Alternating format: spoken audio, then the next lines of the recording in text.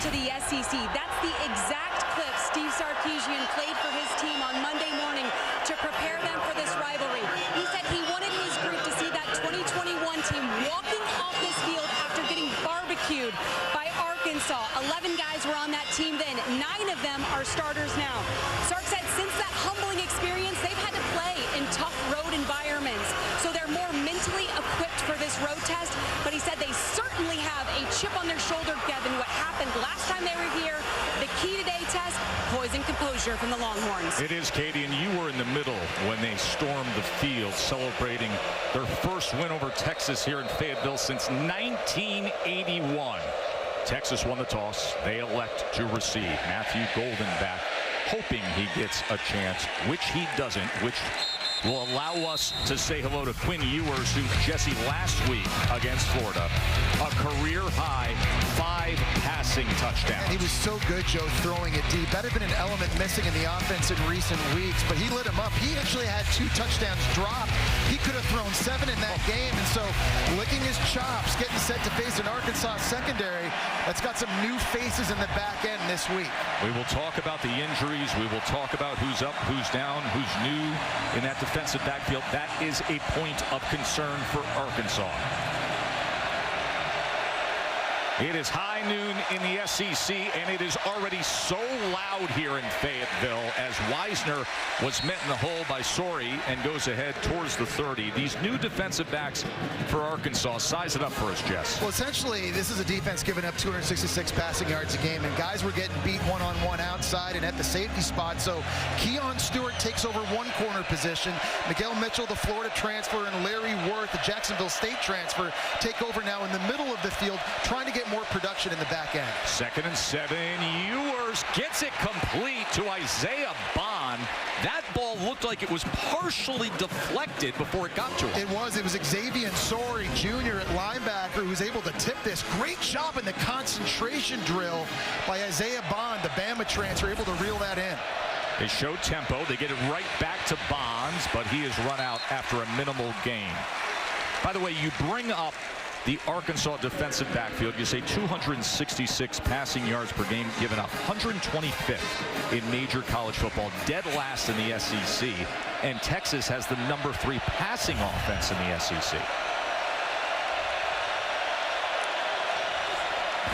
2nd and 9. Ewers, plenty of time to take a shot downfield, but it is well beyond Matthew Golden. And already Steve Sarkisian being aggressive on this first drive for Texas, trying to take a shot to the Houston transfer, Matthew Golden. This now sets up 3rd and long.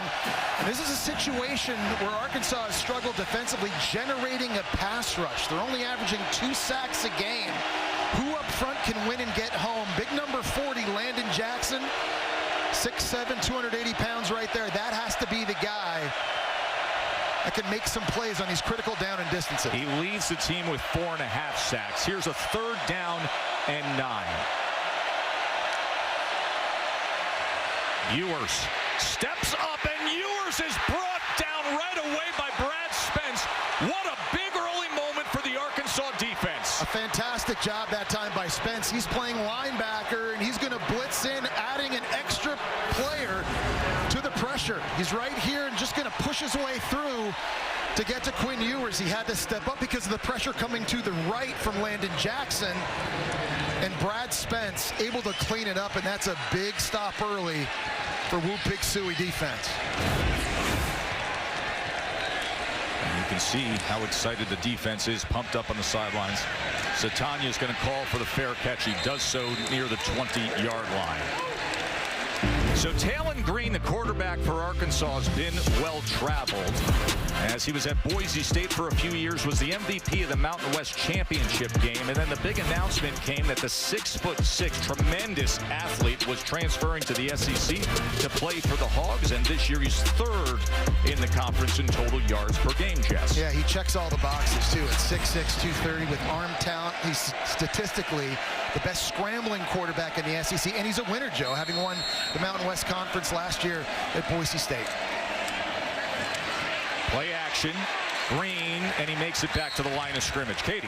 Yeah, Tess, Taylon Green's probably about 90% healthy, so Sam Pittman told Bobby Petrino, let it rip.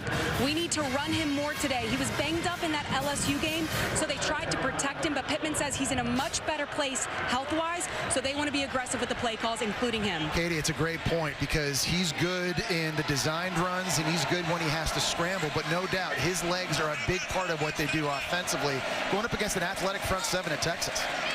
Green on 2nd and 9 goes to Armstrong, as Armstrong able to make the first man miss. It'll be 3rd down from there.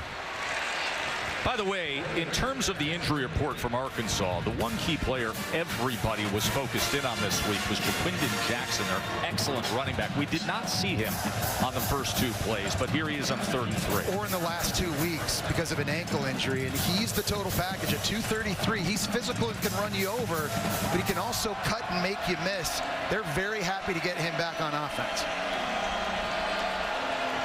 3rd down and 3. They drop 8. And there was a lot of contact as the crowd was looking for a flag, as Broden was the intended target. Barron had coverage, but they say it was clean. Well, they've got Tyrone Broden, who's 6'7", running the curl route, and Jahdae Barron, the best corner for Texas, was right there. He fell down, but it wasn't the contact that pushed Broden to the ground. It was the slip, and Texas's defense comes out, forces a 3 and out. They're looking to get the ball back. Evan Bale on to punt away for the Hogs. So a 3 and out. A talented Texas defense that Arkansas is going to be dealing with all afternoon long, as this sails out of bounds. Number 3 team in the country trying to stay the course. They've got the spectacular Quinn Ewers at quarterback. He's back out there when we return. Texas head coach Steve Sarkisian, one of the best offensive minds in the country. So good with misdirection. Here's a play I never saw before last week against Florida. You're faking the reverse to Niblet. You got a guard and running back going back the other way. Everybody gets a fake. You flip it to Bond. Tyreek Sapp, the defensive end, can't find the football and ends up being an explosive play offensively. So much pressure in this game, Joe, for Arkansas's defense to play with great eye discipline and find the ball with all the different misdirections Steve Sarkisian throws at it. Here's their 2nd possession. Their first went for 5 plays and then a sack of Ewers as Wisner tries to reverse field and curls back around.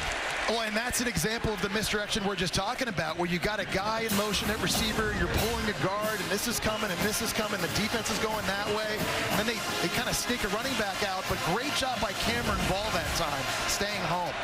2nd and 9, keep it on the ground with Wisner as he lowers the shoulders. It'll be 3rd and 2, Katie. Well, guys, Sark said he has this running joke with his players. Can we break Twitter? Which play call will break Twitter? So it's kind of this something that they try to do something unexpected every single game. He said as soon as they get on the bus post-game, guys are like, we're on Twitter, coach, we made it. I love that. And here they go with the tap pass, but this was well defended.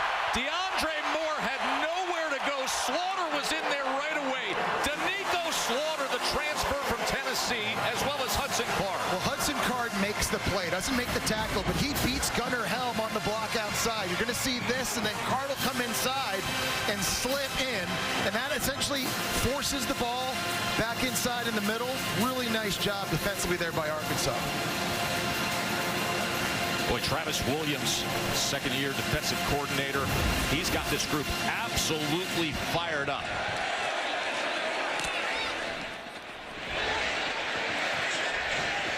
Satanya fair catch at about the 27-yard line.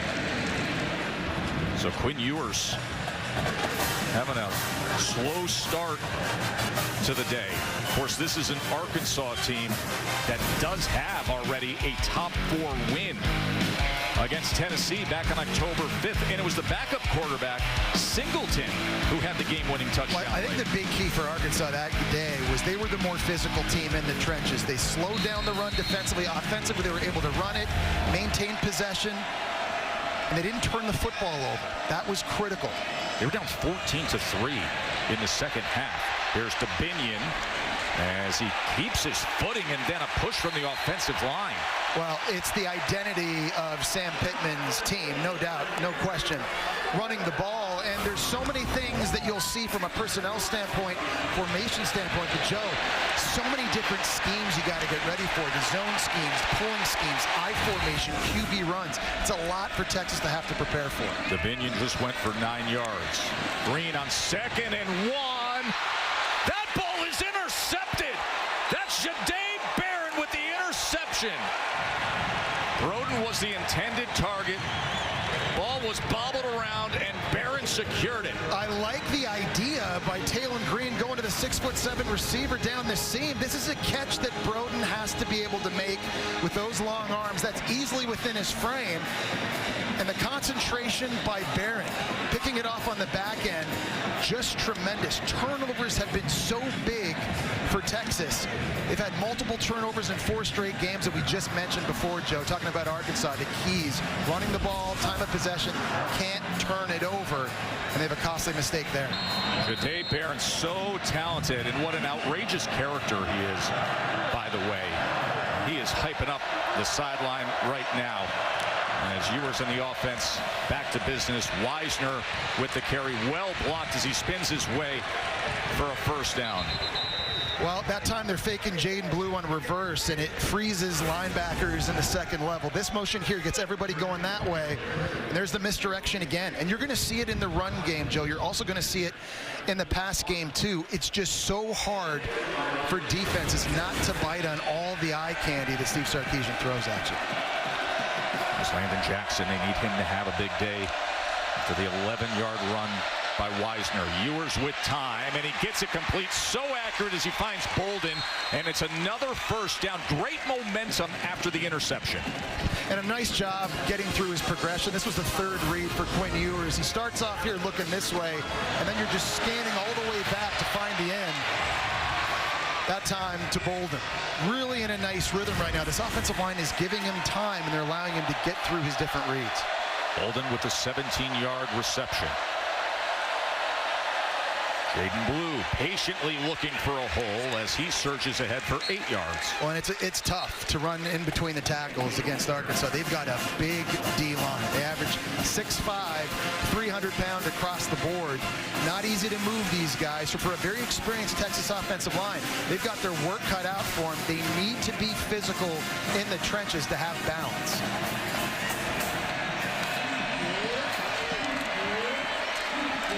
Blue again, and they will move the chains again. They're getting down here close to the red zone. Joe, to me, this is where Texas's offense is so much better versus where they were a year ago. Last year, they only converted 50% of their red zone trips into touchdowns. That was 120th in the country. This year, they're scoring at 72%. It's a much better clip. They've gotten way more efficient down in this area of the field. There are the numbers, 3rd in the SEC this season in the red zone. Ewers. He's going to go to the end zone. That is tipped and nearly caught, but Wingo could not hold on to it. Hudson Clark was there defensively. It's a great job recovering by Hudson Clark because it looked like he got beat on that cornerback originally, but he was able to use his speed to get back in and knock that thing away. And Wingo, the true freshman and talented young player, is still somehow almost able to come up with it as you take a look on the Progressive ESPN Pylon account.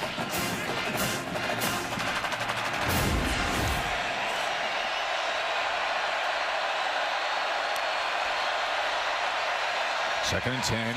Ewers wide open and all too easy. Matthew Golden, touchdown, Horns.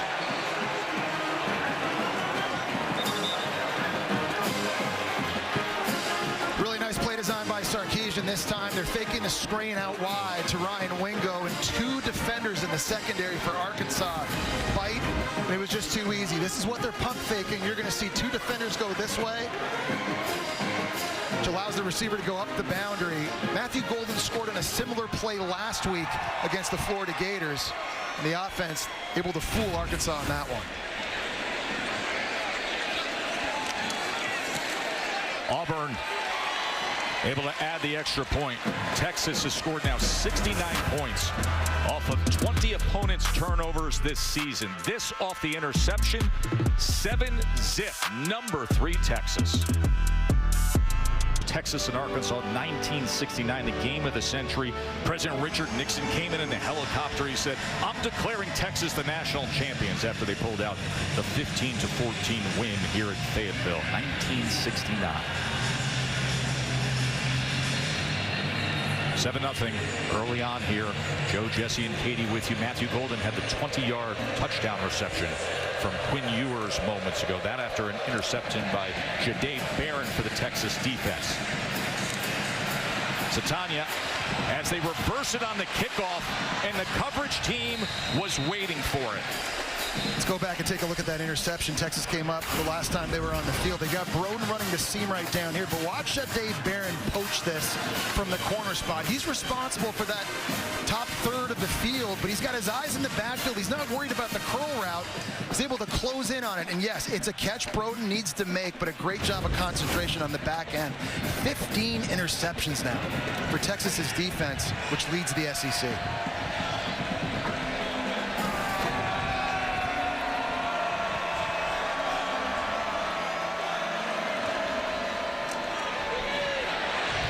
Green, as he keeps it himself, and the long strider goes out of bounds near the 21-yard line. Does remind you of Colin Kaepernick. He does. That way, right? It's those long strides. I know it doesn't look like he's moving that fast, but believe me, he is. A lot of DBs have problems catching up with him because of that speed, and right now he's averaging 10 yards per scramble, which is best in the SEC. That obviously a design zone read play, but it's an added factor and element. His legs that this Texas defense has got to be ready for. I talked to Bobby Petrino yesterday about the first time he put eyes on Taylen Green. He said the long stride immediately stands out.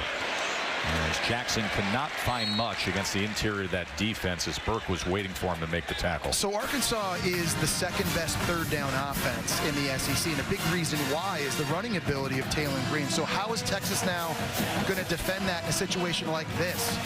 Is it pressure off the edge? Are there people that you can spy Taylen Green with? And right now Texas bringing in Trey Moore, number 8, who has the ability to do that. He can come off the edge, but he can also play inside the box and just sort of try and mirror Taylen Green for Arkansas. They're down in 3. As that never had a chance. It was Barron again. He had the interception moments ago, and now the tackle for loss on 3rd down. And Satania couldn't get free. Yeah, great physical play too. Jordan Anthony at 5'10", 162 is trying to block him out here one-on-one. He just can't get that done.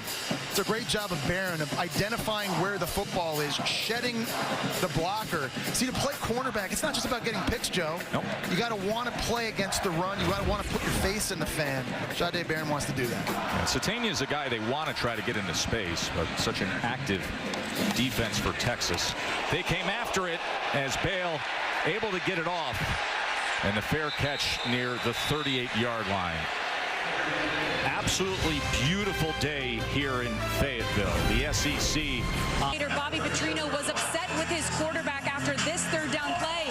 He said to Taylen Green, "Tuck it and run. Why are you throwing that ball?" His legs are one of his best weapons, guys. They want him to be able to use them. Yeah, and he leads all SEC quarterbacks in rushing yards. He came in with 411.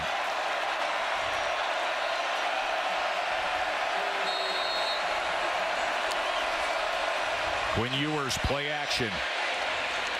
And just floats it out of bounds. The closest man was Helm. Better pressure that time. You're already seeing some changes on Arkansas's defense from what we've seen in recent weeks by defensive coordinator Travis Williams. That time, dialing up the corner blitz, trying to mix up the looks, not be as predictable. This is not a big blitz defense, certainly not from the secondary level. But right there, a little bit of a wrinkle that time, sending Keon Stewart, who's now starting at corner. Travis himself, of course, a great SEC linebacker back in the day, 20 years ago at Auburn. Jaden Blue splitting defenders and able to keep his balance out past the 40-yard line. Yeah, his speed in space is scary, and it really forces you to have to bring a lot of hats to the football to get him on the ground. Big 3rd down now. And the last time, early in the game, we saw their best pass rusher, Arkansas, Landon Jackson, originally line up against left tackle Kelvin Banks. And then he switched over to the other side. Kelvin Banks, arguably, might be the best tackle in college football. He may be the first pick of tackle to go. That's a good matchup there. 3rd down and 6. Here comes the pressure on Ewers, and he can't escape it. tripped up and brought down. They brought the corner blitz. Quinn Ewers trying to step up, and he trips over his own right tackle, Cameron Williams, in the pocket. You're going to see some pressure coming from this side to force the step up. This is a couple times now Arkansas has been able to get to Ewers, bringing blitzes on third down. It's been a nice new added wrinkle by defensive coordinator Travis Williams.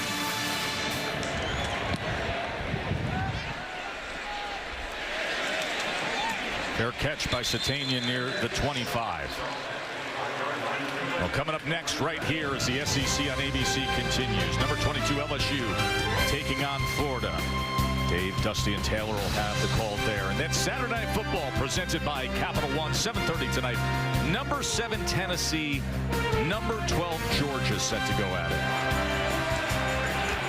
Really excited about this one later tonight. And look at the importance and how it affects the college football playoff. Georgia's won 28 straight at home. Carson Beck, more interceptions than touchdowns in his last 6 games. He's got to do a way better job with decision making. Here's Green, play action on first down. And what a play, just to sling it complete as Satania has the reception. The first down for Arkansas today. This is a slow developing play. You got Satania here, and he's going to work all the way across the field, and it takes him a while to get there. So really nice job this time by Green, stepping up, buying himself some time, but keeping his focus downfield and delivering a strike on the move. 25 yards to Isaiah Satania. Dubinion.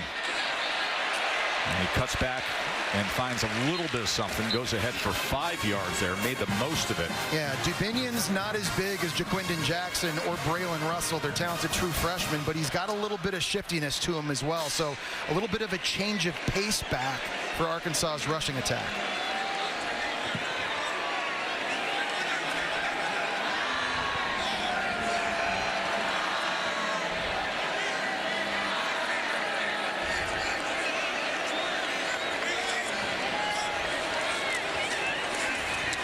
Dubinion, good leg drive and a little bit of help from the center Nichols as it'll be 3rd and short. It's a nice play call because Texas that time was bringing the safety blitz with Michael Taft, and they had a run play called away from that. So some extra bodies at the point of attack, getting some push, now setting up 3rd and short, and Jaquindon Jackson back in the game. 233-pound Jaquindon Jackson. And one thing about Bobby Petrino, Joe, this year on these 3rd and short situations, they like to go play action and take shots. Texas has to be careful. Good part of the field to do that. Instead, they keep it with Jackson. Jackson will move the chains. Well, this is a physical backfield, to say the least. And you take a look at the size that Arkansas has. Jaquindon Jackson goes 233 pounds. The true freshman Braylon Russell, 253. So a lot of these runs that go for 2, 3, 4 yards in the first quarter, by the time you get to the fourth quarter, there's 6, 7, 8-yard runs. Defenses just don't want to tackle these big guys for 60 minutes. Russell tweaked a hamstring against Mississippi State. Haven't seen him today. Jackson's been dealing with an injury. And right now it's an empty backfield with big Taylon Green on first down. Green looking to extend the play, but then he's brought down by Alfred Collins, who's been sensational lately, Jesse. Alfred Collins has been wrecking game plans the last 4 games. You're going to see him this time. He just fights through a double team right here. Arkansas's got 2 guys trying to block him, and they just can't get it done. He's so disruptive up front at 320 pounds. He's able to penetrate and get through, not just flush the quarterback, but also make the play. Last week against Florida, had 2 tip passes at the line of scrimmage that ended up getting picked off. That guy's making himself a lot of money.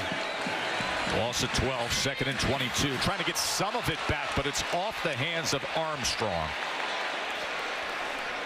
Well, last week against Florida, Alfred Collins, such a big role tipping this ball. Yeah, and he's not just a run stuffer, but great awareness, knowing, look, I'm not going to get home to the quarterback. I can time my jump, get my hands up in the air. Both of these tips lead to picks, and on both interceptions, Texas ended up scoring touchdowns offensively. So he had a huge impact on that one, getting a well-deserved breath of fresh air now. And the sack moments ago, and now 3rd and 22, and another sack. And this time, it's Simmons, the true freshman, who brings down Green. So one big play from Collins, and all of a sudden, Arkansas goes in reverse. 3rd in California makes it really hard on tackles. And Marion Harris is the right tackle. He had his hands full against Ole Miss their last game out, giving up 5 sacks. And there's the talented true freshman with a quick first step, just able to get the edge. He gets his 5th sack of the season.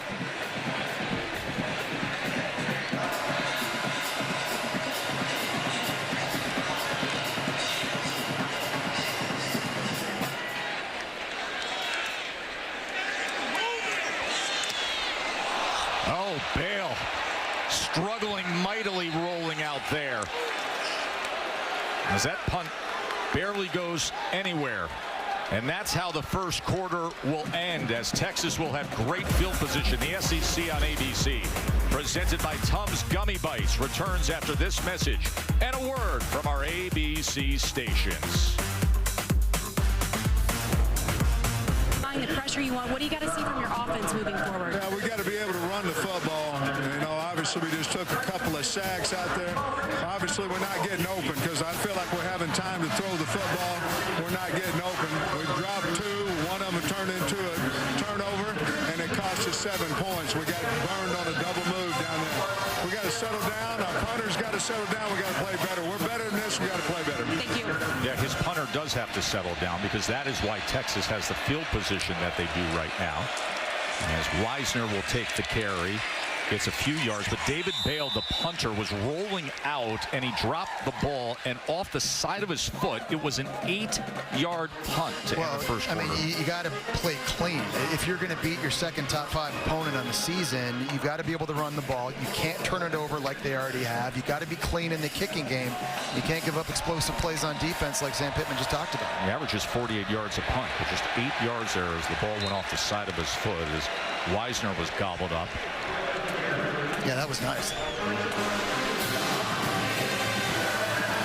And so now, if you're Texas and you've been trading on Wisner in at running back here on 3rd down, if you're in blocking, you're expecting pressure from the secondary level. We've seen it time and time again on 3rd down from Arkansas, whether it's linebackers, whether it's DBs, but Wisner's got to be really good here scanning if he's in pass pro. 3rd down and 8. Chance for the Arkansas defense to remedy that bad punt, and Ewers is going to call a timeout as the play clock was under 5. And with that break, an opportunity to check in with Kevin Negandhi in the ABC studio. Kev. It's time now for our All-State check-in. Number 2, Ohio State down early, Boog, against Northwestern at Wrigley Field. I love the play call. We're going to go shotgun, quarterback draw. The defense is taking pass, easy touchdown, Wildcats. Jack Lausch finding the end zone. How about the Buckeyes offense shut out in the first quarter? Back to you, Tess and Jesse. Thank you very much, Kev. And Bowden, of course, Ohio State number 2 in the country right now. You saw the new college football playoff projections of what the seeding would be. Oregon number 1. So with that, if that's how things stayed, Ohio State saw them slotted in the number 5 hole this week. Texas sitting there at number 3, 8-1 with a touchdown lead early here in the second quarter on the road against Arkansas. 3rd down and 8, Jesse. So Wisner here has got to be really good, scanning and searching back and forth for any pressure that could be coming from the second level. Off the timeout.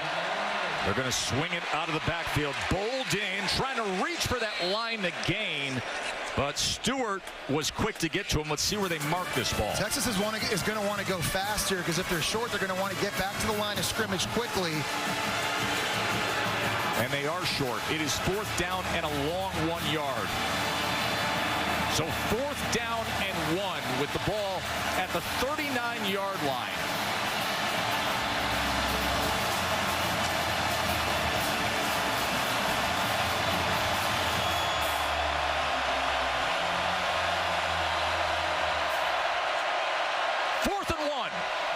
Inside handoff as Gibson goes ahead for the first down for Texas. Last week, he also converted a 4th and 1. That was from their own 24-yard line. Yeah, they like to line him up in a fullback position on these 4th and shorts, and very physical runner. True freshman, but 205 pounds. Nice job pushing forward and keeping this drive going. So back-to-back weeks for Jarek Gibson converting 4th down and 1.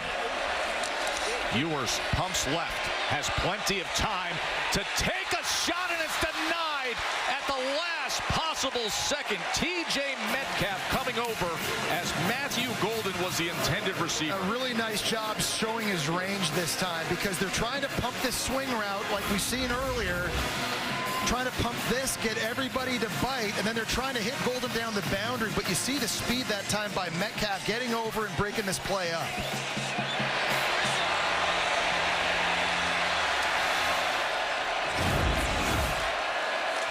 Wisner bounces it off left tackle, turns the corner and has it inside the 30-yard line. It'll be 3rd down from there. Flag is down. We'll check on that.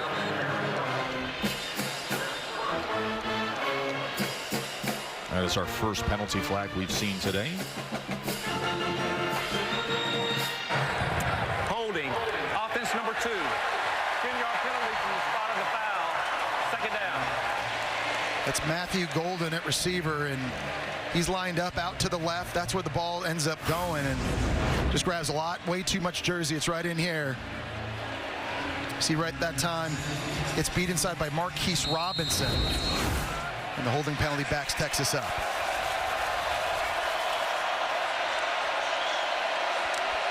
Second and 14 after the penalty.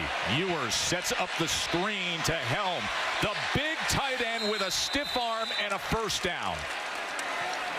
Want another misdirection look in a passing play, because you're pulling the left guard and you're trying to get the flow by the defense going this way, and then a delay tight end screen here to Gunnar Helm, who really has been an X factor for this offense, Joe. So good after the catch this season. Now, Steve Sarkisian said to us the other day, he said when it comes to Gunnar Helm, nobody on the team knows the offense better. Outside of Quinn Ewers, obviously, nobody knows the offense better, and you can see the versatility he gives them. And they had one of the best tight ends in the country last year in JT Sanders, who got picked in the 4th round by Carolina. Gunnar Helm has stepped up and leads the team in catches and receiving yards. He's been phenomenal. See the disparity in total yards. 2nd and 8, and that time the ball was thrown too far and too low for him to haul it in. That is a routine throw you almost never see Quinn Ewers miss. I think one of the things that makes him special and unique is on the routine throws like that, his mechanics always stay really good, and that's why he's normally so accurate. So a rare miss now sets up 3rd and long, and you're in this fringe area for Arkansas where defenses like to bring pressure and try and back you up to make the field goal tougher if they can get a sack. 3rd down and 8. Razorback Stadium is getting loud.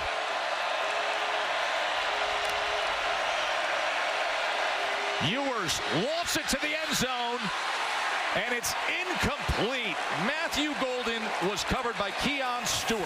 We talked about how this secondary has had some struggles defending the pass, and that time on the back end, Stewart, who's come up with a few big plays, looked like he almost wasn't ready at the snap, but he was able to recover and get back, and it was a breakup. He never got his head around. It looks like there's a lot of contact. I think that easily could have been defensive pass interference. Very lucky that wasn't called. Bert Auburn on to attempt the field goal from 39 yards out. He's 6 of 9 on the season. Good lift and right on through. And with that, a 10-point margin for Quinn Ewers and the Longhorns. Ewers wanted 7, was looking for Golden. You look at that right arm, maybe some people that say could have been. Field goal nonetheless. Bert Auburn just added to that tally with the field goal moments ago. 10-zip Texas. Beautiful day here in Fayetteville as Texas is on track to what could be a very special run to the postseason. Of course, they got to get through today. Got Kentucky next week, and then the rivalry is renewed with A&M Built for success, presented by Ram Trucks, Jesse. Making big plays over and over. Texas has been in this first half so far. Jahdae Barron here doing a really great job on the tip, getting the pick, and then he makes a big play on a crucial third down, beating a block for a tackle for loss. Alfred Collins continues to be disruptive, splitting the double team on his way to a sack, and then the talented true freshman Colin Simmons wins off the edge for a sack of his own. Texas's defense has allowed just 37 total yards so far in this game. They have been completely shutting Arkansas out. Pete Kwiatkowski, veteran defensive coordinator. His group is looking very good. There's PK over on the sideline. Locked in as Green gets it complete to Armstrong. Really nice timing on that throw and good location as well by Taylen Green. And timing for him, Joe, is really, really significant because he has a very long and deliberate windup. There are times when he's late on throws or he has to see something open and he throws it late. DBs are able to jump these passes and it gets Taylen Green in trouble. So throughout the rest of the course of this game, the rhythm and timing for him throwing after he hitches is really big. They need to find some rhythm right now offensively.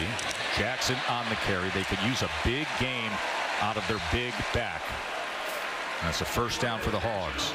Well, running inside the tackles is the bread and butter, and it's what Sam Pittman wants to do. He wants to be physical. This is a massive offensive line up front. 6'5", 322 pounds across. There's some NFL offensive lines that aren't that big. And so these guys have to be able to win. They've got to be able to push Texas around a little bit, take pressure off of Taylen Green. 10-yard run by Jackson. So a first down for Arkansas. Green with time as he's going to settle it into Anthony, who turns the corner, spins free, and makes his way out to midfield. That was nicely done. Yeah, he's explosive. And Jordan Anthony started his career at Kentucky. He ran track there. He was a first-team All-American in the 60-meter dash. So good idea trying to get him the football in space, see if he can pop one. But Arkansas is loaded at the skill positions, at running back, at receiver. And that's now imperative down in this game 10-0 that a lot of these guys start to get some touches. By the way, you mentioned Anthony running track at Kentucky. He's had 3 schools in 3 years because then he went to A&M for a year. Right. Now he's here running track and playing football in Fayetteville.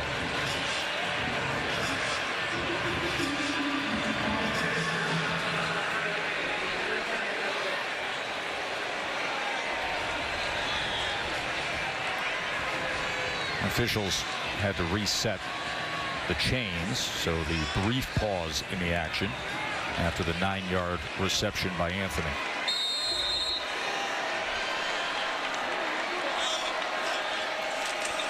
Second and 1 as Green keeps it. He'll have the first down, and now they can move the chains. It's a first down, Arkansas.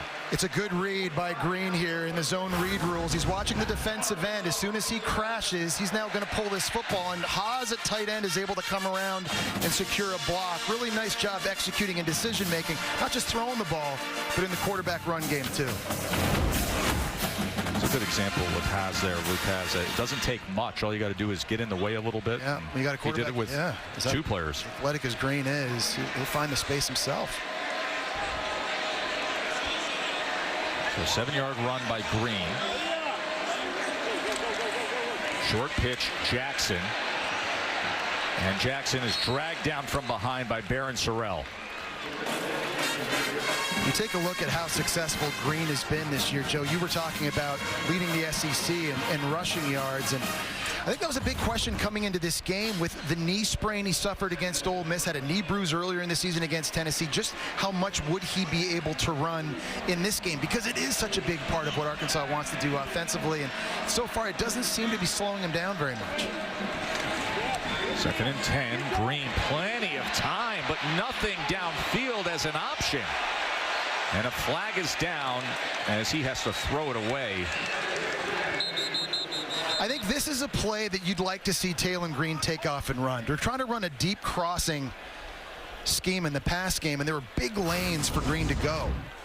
You're going to see is this, you got a guy coming this way, and all these defenders are dropping back. If you're Green, go there now. Go there now. Use your speed and get what you can.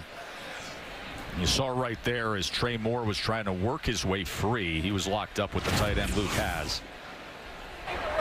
Holding, offense number 9, 10-yard penalty, second down.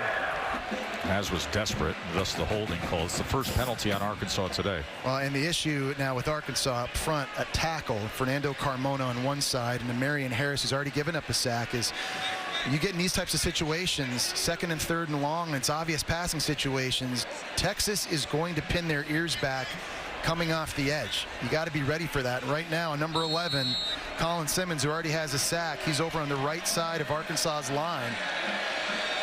He's waiting to explode. Consensus 5-star recruit. It's already gotten to him today. 2nd and 20. Green was feeling pressure and unable to connect with his tight end, Poska. That's the third time an Arkansas receiver or tight end has dropped a ball they should catch in this game. And I know these things are going to get contested against the secondary. Statistically, this is the best pass secondary in the entire country, but you got to make these types of catches. That wasn't a perfect throw to Poska. And he's got to be able to reel that one in and help out his quarterback. See big Vernon Broughton in the middle of that Texas defensive line. Of course, the edge rushers, you know they're going to be teeing it up right here on 3rd and 20 for the Hogs. Green just going to check down beyond midfield, and that's not going to be much of anything with Rodney Hill. You know, if you look at Taylon Green, Joe, he's kind of limping coming off the field a little bit. I think you have to go back to that second down play 2 plays ago and take a look at this. Broughton hits him kind of right in the foot and extends the right knee a little bit. We're just talking about the knee injuries that he's had to play through early this season. Another scary hit right there. Now remember, the last time David Bale was out on the field, he rolled out and he made his drop where it went off the side of his right foot. It only went for 8 yards. This is different. He's just looking to pin with the nose down, and he does so. That is fielded by Bolden inside his own 2-yard line. One of the riskiest moves you could make, but it ends up working out. You can see he may have got dinged up at the end of that play. So a 10-point lead for Texas. Quinn Ewers back at how we've arrived at Texas up 10-zip. Jahdae Barron off the deflected ball gets the interception, and that really sparked things for the Texas offense, Jesse. Yeah, it's something that Steve Sarkisian is always preaching to his team, Joe. Complementary football, taking the ball away, converting those into touchdowns, and they've been able to do that in this one early. And Arkansas's offense has only managed 76 yards of total offense to this point. Bert Auburn added a 39-yard field goal. 10-zip. Number 3 Texas trying to move their way to 9-1 in what is a sneaky, underrated, fierce rivalry of former Southwest Conference rivals now in the SEC together. Quinn Ewers should have connected with Gunnar Helm there. Helm dropped it. And that was such a good throw from an anticipation standpoint. Fitting this thing in a very small window before Xavier Sorry at linebacker to get his head turned around. Just wasn't a good enough job by the tight end there making that catch. That's normally one he can make in his sleep. Second down. This is complete right at the sticks to Isaiah Bond. Hudson Clark quick with the tackle. So yeah, Isaiah Bond had missed some time with an ankle injury he suffered against Oklahoma, but then he came back last week against Florida, and Joe, the offense looked so different, didn't it? They were more explosive because of his speed. He had that 44-yard run on the reverse. He had a 34-yard catch and run for a touchdown. He can take the top off a defense in a variety of ways. Makes them so much more dangerous. Yeah, that screen pass you mentioned, a 34-yard touchdown. That was a sensational play. Ewers looking for him downfield, well overthrown. Kevin, what's going on with you in the studio? Tess after the Quinshon Judkins touchdown. Northwestern special teams falling apart on the punt here, Bud. I mean, if you're the punter, catch the ball and pick it up and try to kick it. But whatever you do, don't do that. He did do all the things. He tried to kick it. He didn't do it well. Ohio State would get the ball at the 1. Judkins scored again. Ohio State up now 14-7. Tess, Jesse, and Katie. It's an amazing, Jesse, sort of those scrambled egg mind moments. Special teams playing at Wrigley Field, maybe. It's like one of those funky ground balls. Yeah, right. You just can't scoop it. You're trying to turn too fast. Judkins had the 1-yard touchdown run for Ohio State, so that is tracking at 14-7 Buckeyes. Colorado, by the way, is up on Utah right now as Colorado tries to get to win number 8 and find their way in the Big 12 championship game. And of course, Texas trying to stay the path to the SEC crown here.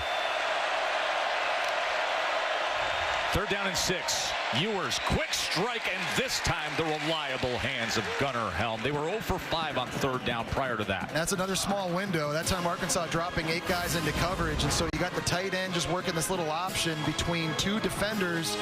That's where the throw has to go, and really nice timing by Ewers there. Right as the tight end Helm is turning around, the ball comes out, puts it right on his numbers.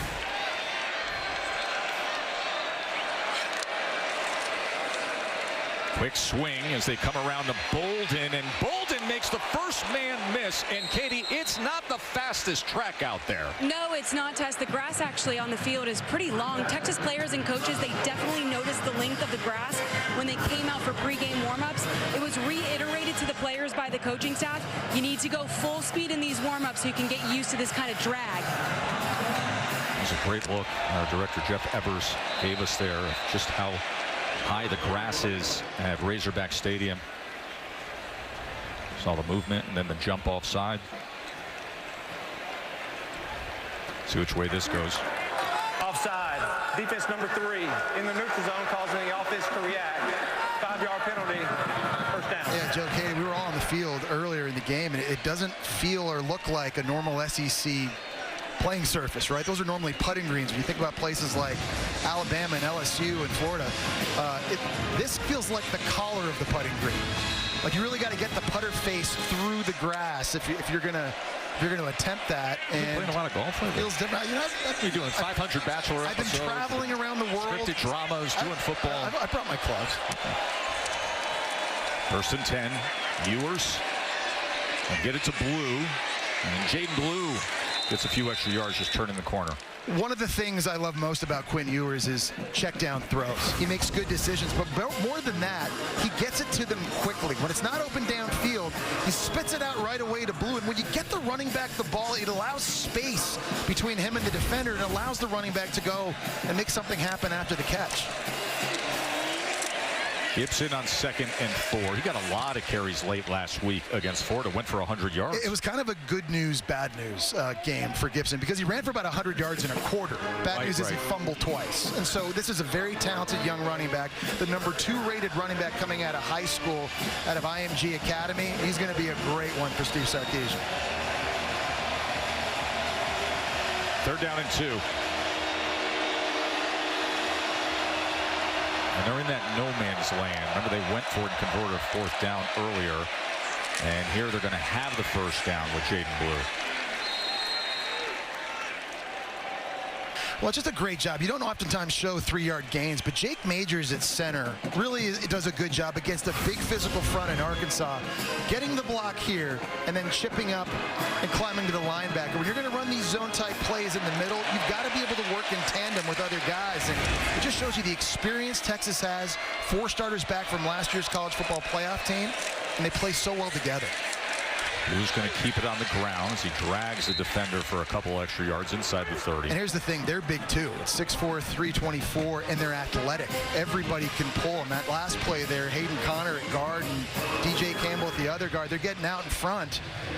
And they can run so many different schemes. It hasn't mattered this year, Joe, who's played quarterback, whether it's Ewers or Manning or who's in at running back. The offense runs at a great clip because of how good they've been up front. 2nd and 4 as Ewers spins, looks back. That's going to go for a loss as he was being tracked down, and then Weisner was losing ground as well. Would have been better to be incomplete. Well, it looked like Hudson Card at corner, Clark at corner was going to be coming on a blitz. Clark did a great job of recognizing and seeing this right here.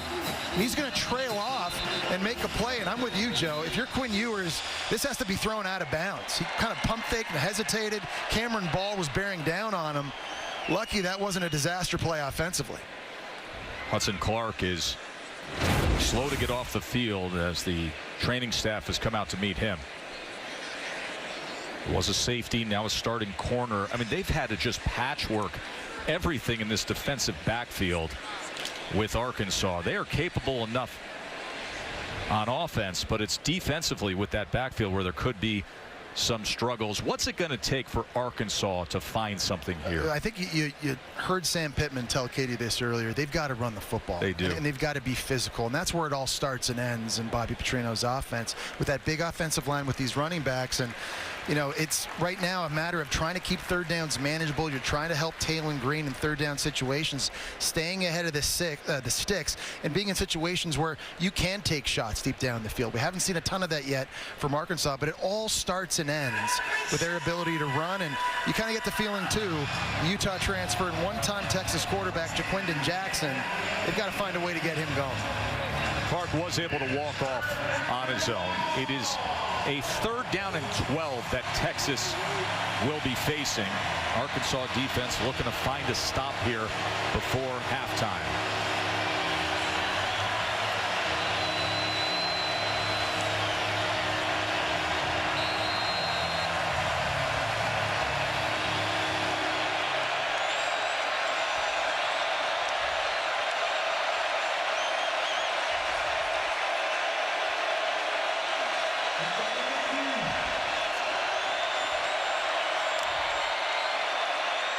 They're going to go quickly to Blue, and Blue has to retreat, and look at all those Hogs just finding a way. Xavier Sore was there, Cam Bull was there, and that's a big stop for Arkansas. Well, Arkansas was showing blitz, so Texas went to the receiver screen. Arkansas bailed out of it, and the Georgia transfer, Sore, he was able to sprint out wide and make the stop. The 2-minute timeout with Arkansas coming up with a big defensive play.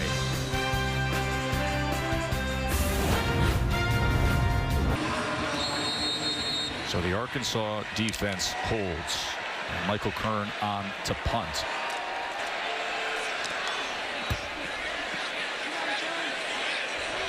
Got a shot here, and it bounces into the end zone.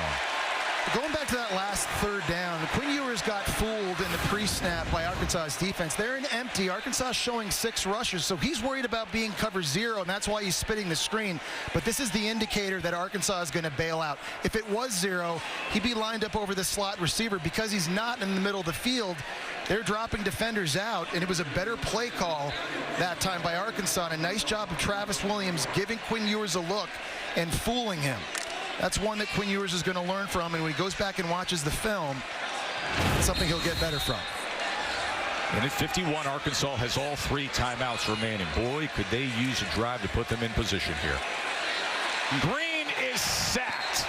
That's not going to help at all, as he was brought down by Trey Moore. Trey Moore with a spin move that didn't really work around the right side, but here he is. He kind of comes up and loops around and is able to get in. Again, the right side of the offensive line, Marion Harris, he has been struggling these last couple weeks in pass pro, and the UTSA transfer able to get home with a big negative play. And Texas is going to use a timeout now. They have 1 remaining.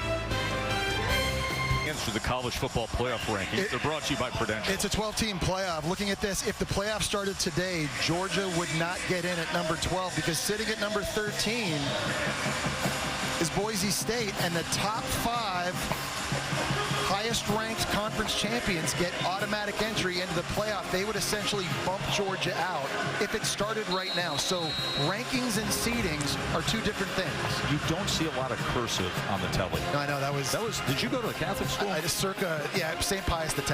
Did you really? Yeah, that was like, as we say in Canada, grade 12. That was impressive. There's Green, and you can't find anything, as Vernon Broughton and Sorrell were able to bring him down. And they would just love to find a rhythm here at some point here with about 1:40 left to go in the half and 3 timeouts in your back pocket. You're getting the ball back first in the second half, and if you could steal some points here at the end of this half, that would be huge for Arkansas's momentum. And a timeout, Texas. So we say hello to Kevin again.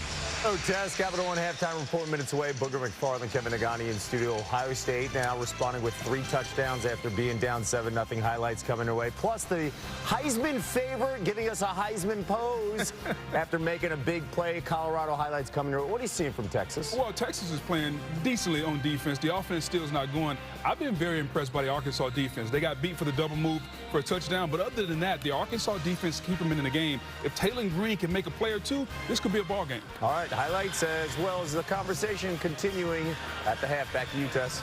Look forward to it, guys. I agree with Booger. And Green just has to break free and do something, and typically that's with his legs in open space. Well, they got to give him time, though. And Marion Harris at right tackle, we talked about it. He's given up 2 sacks so far in this game. Looks like he's going to be working against Barron Sorrell on that right side. He's got to be better in pass pro on the right side of that offensive line. And remember, Texas has been managing their timeouts to come up with this stop right here. 3rd down and 12. Green going to swing it out of the backfield. DeBinion trying to keep his footing, but he can't as Simmons makes the tackle. So no timeouts remaining for Texas, but Arkansas is going to be punting away. You're seeing Texas on their side of the ball all game long. They have been flying around. Pete Kwiatkowski has to love the effort and the speed with which Texas is playing at right now. And it looks like Quinn Ewers is going to get some pretty good field position here to operate and go back to work. Should be about a minute left to go when he gets a chance. David Bale in the shadows there. Remember, he struggled earlier with just an 8-yard punt off the side of his foot. And this time he skies it. It's a wobbler as it takes a very good Arkansas bounce.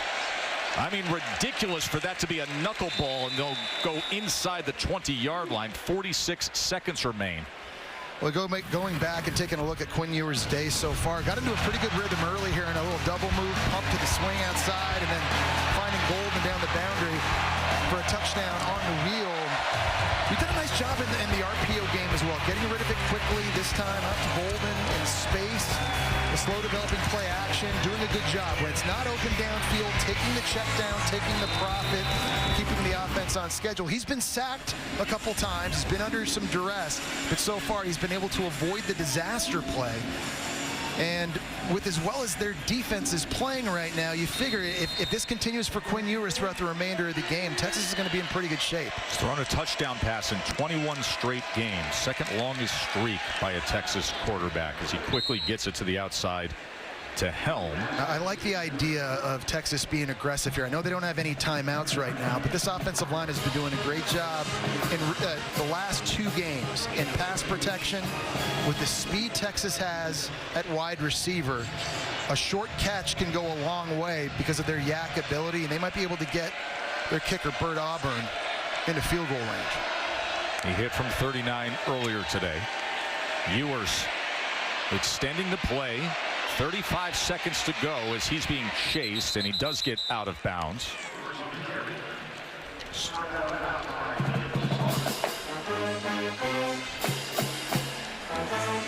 There is the streak that he has. Colt McCoy, 29 is the all-time record for consecutive games of a Texas quarterback throwing a touchdown pass. 3rd down and 3, 32 seconds remain, no timeouts.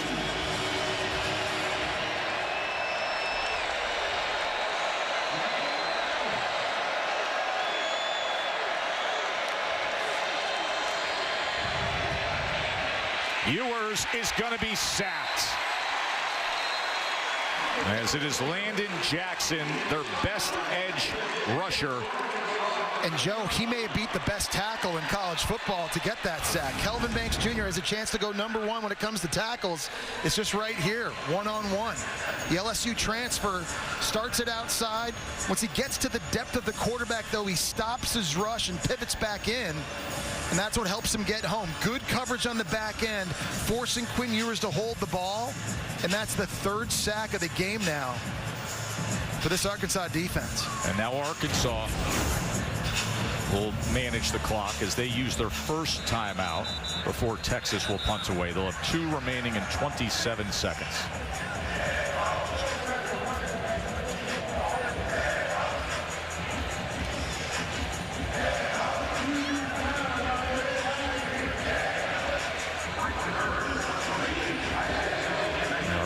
Offense, can they find something just before halftime?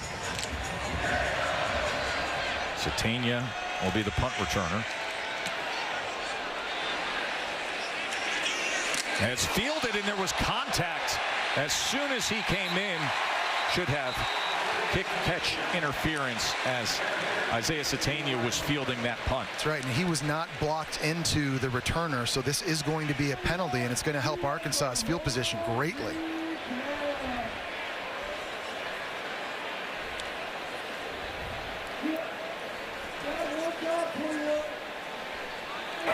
There's no foul for kick-catching interference.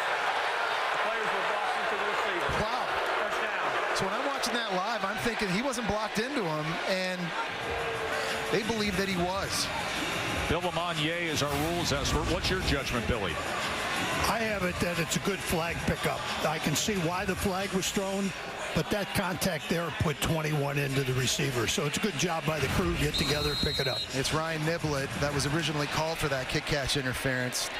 Flag now picked up, and so here goes Arkansas inside their own 40. 19 seconds to work with. And Talon Green is sacked again, and it's Barron. Jahdae Barron has had an outstanding first half. He's been absolutely everywhere in coverage, defending the run. This time they bring him in pressure, and he's able to loop around and get into the backfield. Arkansas is just going to take it into halftime now, getting the ball back first here in the second half, but they've got a lot of regrouping to do, especially on offense. Their fourth sack of the day, and that is how they close out this first half, holding Arkansas to only 74 total yards. Katie.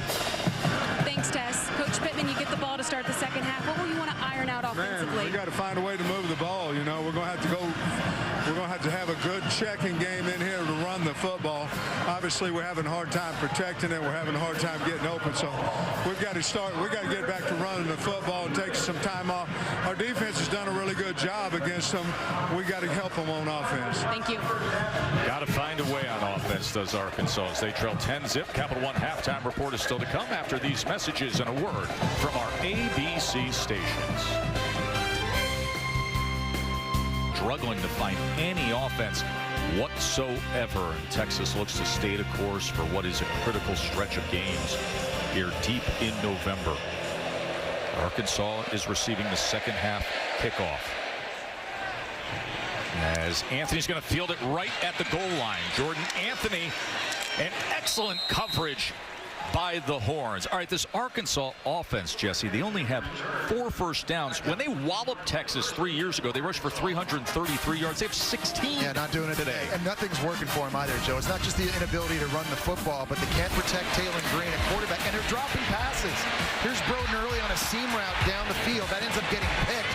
Armstrong, their best receiver, drops a standard curl, and then the tight end, Poska, drops a basic in route over the middle of the field. If they're able to catch those passes, there's a great chance Arkansas doesn't have 0 points right now, but on the contested throws, they got to be better. Well, here's Green trying to run the ball as the big, lanky quarterback goes for 2 yards. And so much of this is going to have to be on the offensive line, Joe, at the end of the day. They've got to be able to win at the point of attack, move the line of scrimmage, protect Talon Green. They've got 26 plays in the first half. You get no rhythm, no consistency. The offensive line plays better. That'll give them confidence. 2nd and 8.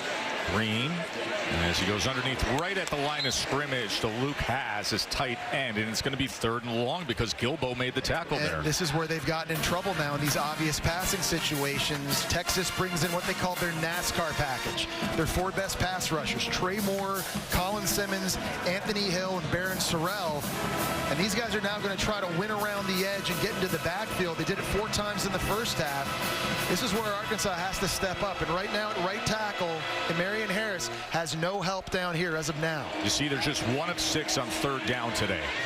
Green gets it quickly out and trying to fight for the sticks was TeSlaa. That's going to be close. Right at the first down marker.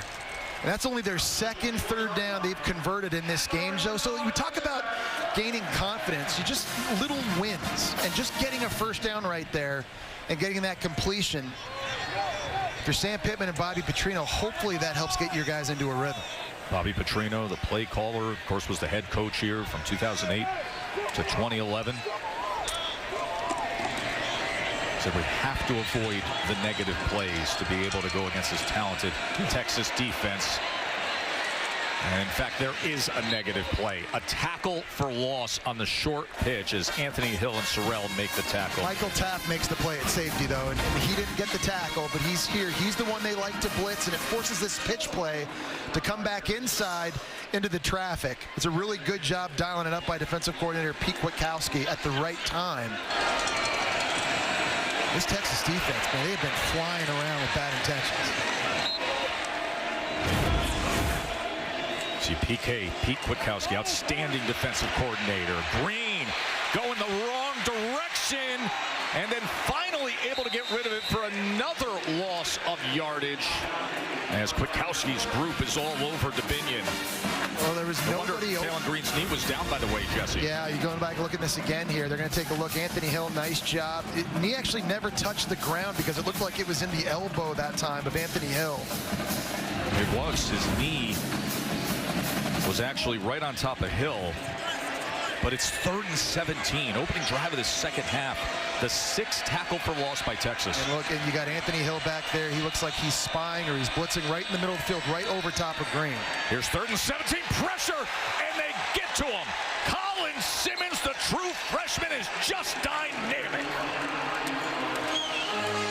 And again, Marion Harris just struggling one-on-one. Great job by the true freshman, Simmons, using his right hand to club down the right arm of Marion Harris, who was trying to extend and pass. But watch the arm, and he bats this down. As soon as 76 gets the hand out, he bats it away, so he can't get those hands up into his body. Really good technique for the number 2 rated defensive end coming out of high school. Now his 6th sack of the season. Bale from his own end zone. And a fair catch right near midfield by Bolden. Well, I think one of the things I've been most impressed with Ewers is how fast he's playing. He's making quick decisions and the ball's coming out quickly. Snap to pass right here in the RPO. Under 2 seconds, getting it out to Bolden.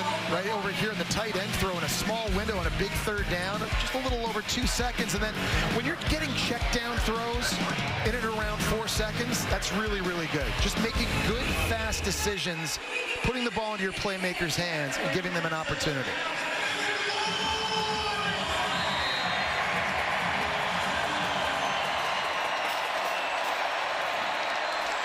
Wisner looking for anything, not finding much of anything. Steven Dix with the tackle. Katie. Hey, Tess, Steve Sarkisian said at half he wants to re-establish the run game, and they have to start completing balls on 1st and 2nd down. He said we were in 3rd and long situations too often in that first half. We got to be able to move the ball better here in the second.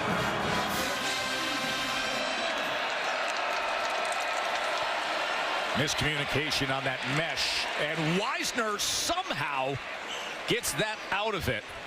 Well, it looked like Wisner was going to get tackled in the backfield. You had Eric Gregory, big number 50, bearing down on him, but he's just so explosive. Gregory's going to come around here. He's right in position to make this play, and just the first 5 yards, the quick step. I know that's not a 50-yard touchdown run, but that was very impressive by Wisner.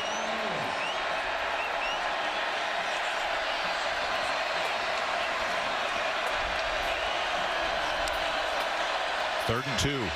Ewers, all too easy. Wisner inside the 15, and Texas is in position again. Well, there's a coverage bust on the back end by Arkansas. Nobody takes Wisner in the flat this way, and whether it's this safety right here that I think is supposed to buzz out, he does not. He gets affected by Isaiah Bond running the drag route. We haven't seen a bust on the back end yet. Remember, a lot of new faces in the secondary for Arkansas on this one, but they busted there. 30 yards with Wisner.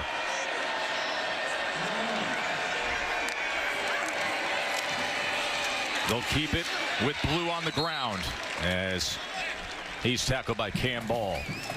Well, short throws to Wisner can sometimes be explosive ones. Last week against Florida, here's Wisner. They're you got another running back running a swing route. You're pulling the guard. All these defenders from Florida running to the right. They were able to spit it back to Wisner. He ended up taking that 50 yards for a touchdown.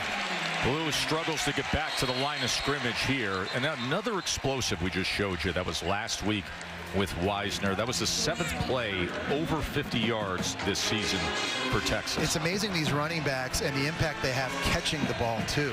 It's not just receivers, and these guys' short throws can go a long way because of their open field running ability, and they're not just throwing them swing passes and screens. You'll see these guys on angle routes, you'll see them on wheel routes down the field. They can be a big weapon down here in the red zone as well. So much has been asked of this Arkansas defense, and now another one, a 3rd and 7 to try to find a stop. Ewers, the slant is incomplete. He was trying to connect with Helm. Well, that was a blitz 0, so this ball had to come out quickly from Quinn Ewers. just a little bit low and out front of Helm. A nice job by Larry Worth, who's now starting at safety. The Jacksonville State transfer, nice job bearing down on this pass, forcing the incompletion. So Bert Auburn on for the short attempt. Made from 39 earlier, this just from 28.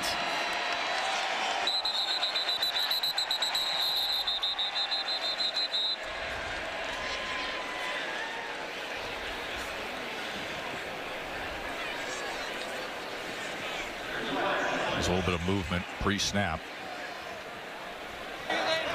False start. Offense number 52. 5-yard penalty. 4th down.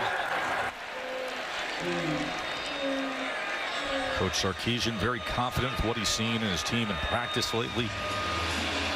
Came off the bye week, blasted Florida. Felt like they had a great week of practice. Getting healthier, getting focused, getting prime for a team that's capable of taking it all. And now looking to add to their lead with Bert Auburn from 33.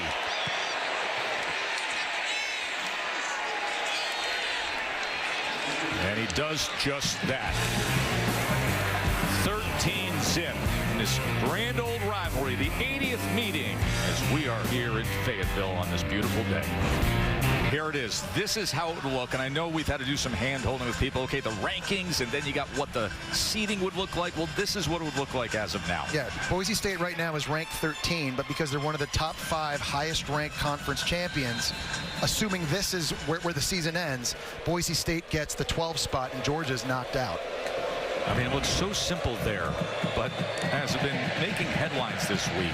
All the chaos that could still unfold as this live ball does make its way into the end zone. Listen, there is a lot of football to be played. You could have scenarios where Indiana wins the Big Ten, where Boise actually ends up as one of the 4 highest-ranked conference champions. There is still a scenario out there where a 3-loss LSU team could make its way to the SEC championship game. So we would call this the chaos bracket, and folks, things are in play. Yeah, it's still in the SEC, too. If Tennessee were to lose today, if Texas were to trip up somewhere here in the next couple of weeks, if A&M goes down once, you could have 8 teams with 2 losses in conference play. The 4th tiebreaker in the SEC is cumulative conference winning percentage by your opponents. That would put Bama and LSU in Atlanta. And if LSU wins that game, they're getting a first-round bye. And that's the purpose of showing you that altered chaos bracket as Taylon Green goes ahead for just about 2.5 yards, just to understand how the sport has changed. Listen, it wasn't long ago we would get to this part of the season as you see LSU getting ready for Florida. That's coming up at 3:30 right here on ABC. Brian Kelly making his way to the Swamp. But it wasn't long ago in this sport you get to this time of the year and maybe there are only 6 or 7 teams that really are playing significant football. It's not the case. No, that's the fun thing now. The field is as big as any team that's still in play to win their conference championship. So Colorado at 17 still very alive, and it matters because if they win, they automatically get into the playoff. This is Jaquindon Jackson on 2nd and 6. It'll be 3rd and short from there.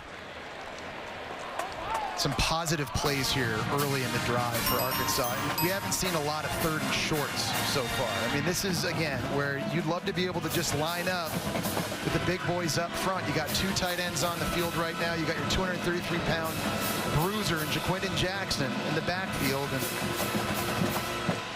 by the way, you saw that game that was listed there, Mizzou, South Carolina, ranked versus ranked on SEC Network as Jackson takes it ahead for a first down. That's a sneaky good game in the middle of your afternoon. 13-zip Texas with the lead here at Arkansas. Halfway through this 3rd quarter as Quinn Ewers looks on. Quinn Ewers with a touchdown pass this afternoon. Arkansas defense has played good enough. It's their offense that has been virtually non-existent up until this point. Can they find something here on this gotta have it kind of moment in the 2nd half?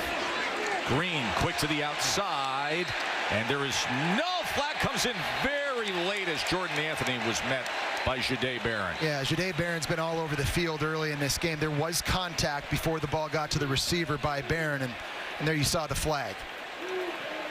He got there a split second before.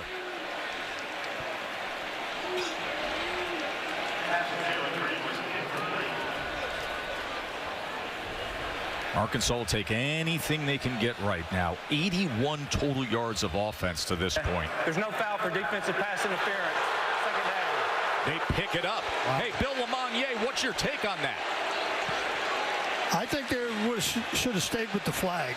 Contact was early, prevented him from getting the ball and gained a big advantage there. So I would have supported a call. You know, second down. In stride, that's Armstrong. Just Andrew Armstrong. The guy that they need to get going is Andrew Armstrong. He only had 2 catches before that fade route. He's a guy that leads the SEC with 107 receiving yards a game. We haven't seen them connect on a lot of big shots. That is a perfect throw by Taylon Green in tight coverage. And now tempo by Arkansas. Quickly out and complete again to Armstrong, who's closing in from the second best single season Arkansas history when it comes to reception. And he's their big weapon in the passing game. He's so dependable in tight coverage. He's able to come up with catches in traffic. And he's gained a lot of confidence from Taylon Green. And he's a guy that needs to get some more looks here in the second half. The best the Arkansas offense has looked today.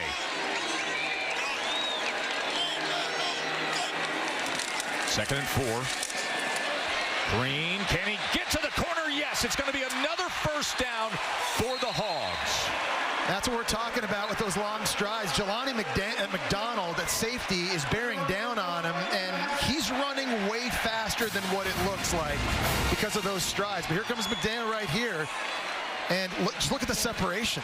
I mean, McDonald was never even close.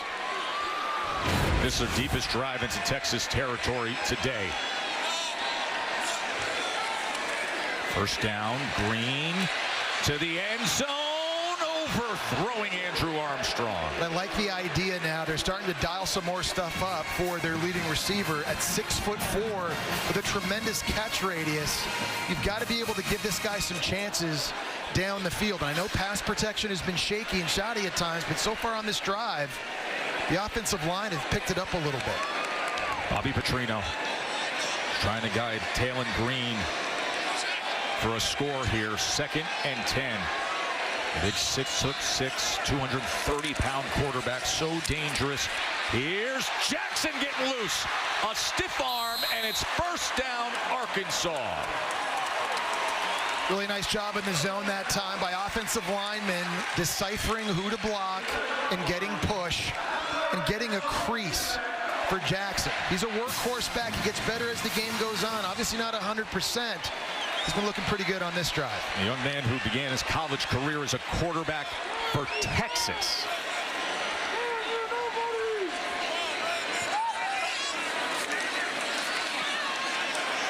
Green keeps it himself and gets close to the 5-yard line.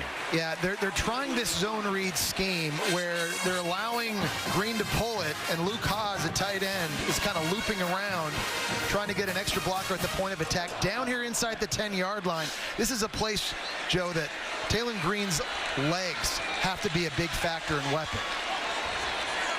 It's 11th play coming up here. That's their longest drive today. Jackson trying to carry Longhorns with him, and he does, to create a 1st and goal based on how they should be marking that. And it is.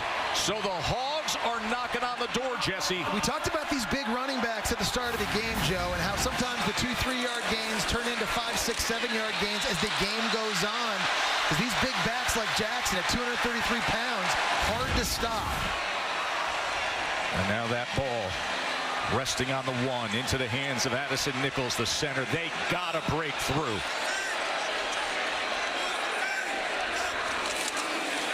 Jackson finds his way in. Woo Pig Suey, they're on the board.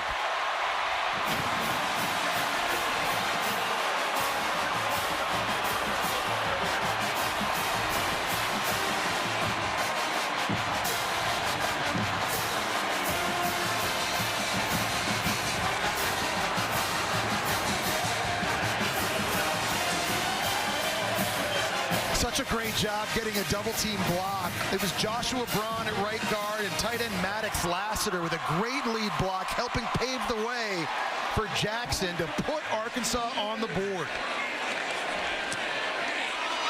The former Longhorn scoring against the current Horns, the number 3 team in the country. And all of a sudden, it's just a 6-point game. And you can feel it here in Fayetteville.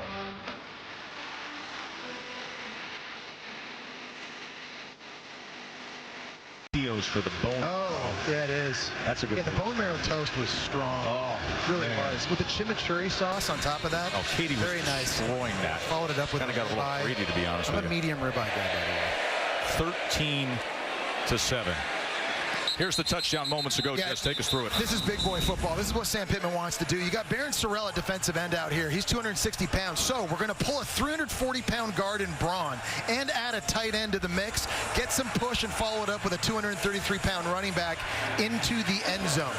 Physical running, owning the line of scrimmage, that's the trend that has to continue for Arkansas here in the second half.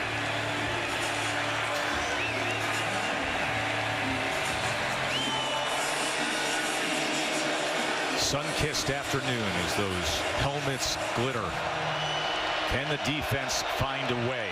Texas number 3 in the country in prime position in the SEC. And tackled for a loss. And these are the kinds of things that can happen. Xavier Sorey, when you find a little momentum in a rivalry at home. Yeah, and he's so fast and so quick, and he can split blocks. And Gunnar Helm this time is trying to loop around to block him. Watch him beat it on the inside. I mean, that is just tremendous quickness and athleticism to make another big play for the Razorback defense. 8 TFLs, Jesse.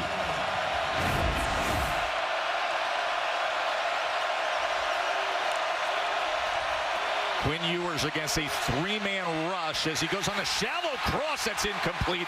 And now a big opportunity for the Arkansas defense. All the momentum seems to be headed back toward Arkansas at this point. 3rd and long, and the crowd here at Donald W. Reynolds Razorback Stadium is coming alive.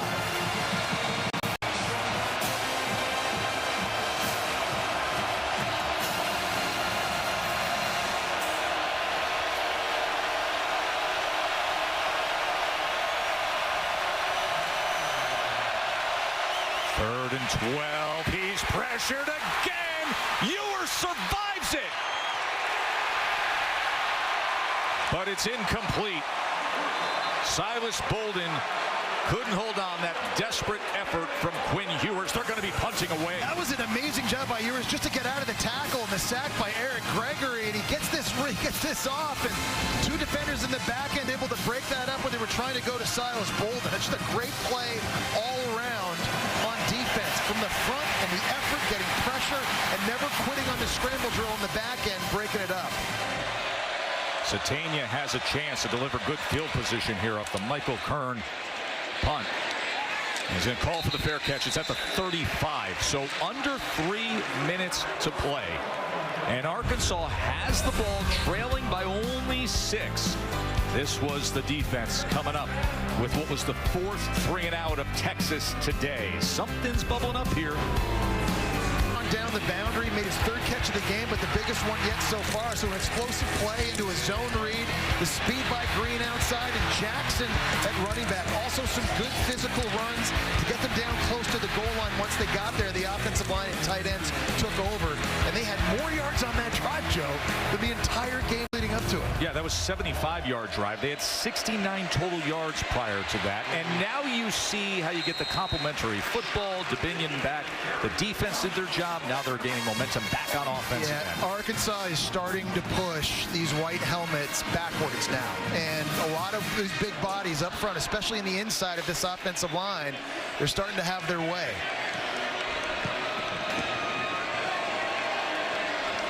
Second and 5. Dubinion again. There's that extra effort you were just describing. It's made 3rd and inches. It's not reinventing the wheel. This is a zone play. Every offense in college football has this in their run plan, but linemen are working the double teams. They're climbing up into the 2nd level, getting hats on hats, covering guys up, and the pile's moving forward. to that big, talented defensive line for Texas. But this Arkansas team that's starting to believe. Jaquindon Jackson, the big 233-pounder who had the touchdown, is now in the game on 3rd and 1.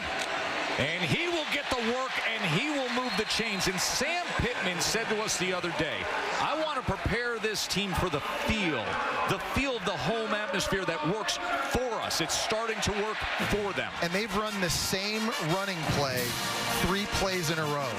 The stretch zone to the left, running behind Patrick Kutas, Fernando Carmona, Addison Nichols, the Tennessee transfer at center. These guys are all winning. That left side of the line is where they're going. First down, Green. As Green gets it complete to Andrew Armstrong, his most reliable target. We talked about how Green has to play with good timing. That was perfect. Dropping back, hitching. As soon as the hitch comes, the ball comes out, and this has to get thrown into the curl window. You can't do that any better. Accurate throw, that's the timing they need. And a nice pocket, by the way, by the offensive line. Replay is looking to see if this was a catch. Does he have firm control? Secures it against his thigh. The ball can hit the ground as long as it's not moving when he does that. You need complete and continuous control all the way through. Remember, it was ruled a catch on the field. And I think it's firmly controlled, even though it's awkward with his arm against his thigh. You don't see any wiggle room. No, I think that's a catch as well. All right, let's bring in our rules expert, Bill LeMonnier. Billy, what you got? Well, the way that ball is starting to move, and we've got an end zone shot looking at it, I see the ball not in firm control. Interesting. So I'd go incomplete pass.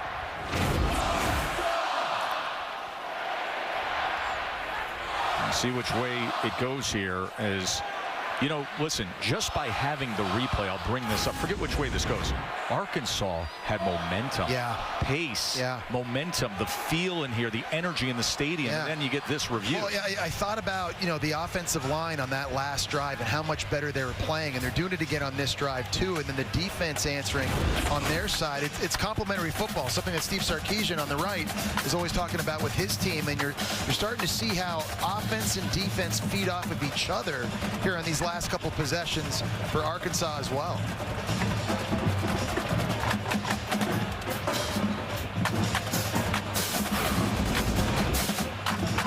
Here it is again. Remember, the ruling on the field is an 11-yard reception by Armstrong. Here's the call. After further review, the ruling on the field stands. First down. So it is a pass completed and a first down for Arkansas. I've counted like 4 or 5 catches now for Armstrong in these last 2 drives. His looks are going up, and Taylon Green's looking his way more often than not. He's showing up, and he's making the plays for his quarterback. They're moving him from the right side. Now they're taking him over to the left side, working against Jahdae Barron, who's just been a superstar for Texas this season, especially today.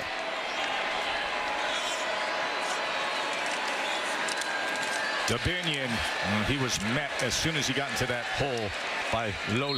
Yeah, Lole, the transfer from Louisville, is 315 pounds and so athletic. That's the thing about Texas, especially in the middle of their defense. It's incredible that you can lose players like Byron Murphy and T'Vondre Sweat to the NFL draft in the first 38 picks and replace them with transfers like Lole. The number 3 team in the country, Texas. They were in control. But here comes Arkansas as we head to the 4th quarter. The SEC on ABC presented by Tums Gummy Bites returns after this message and a word from our ABC stations.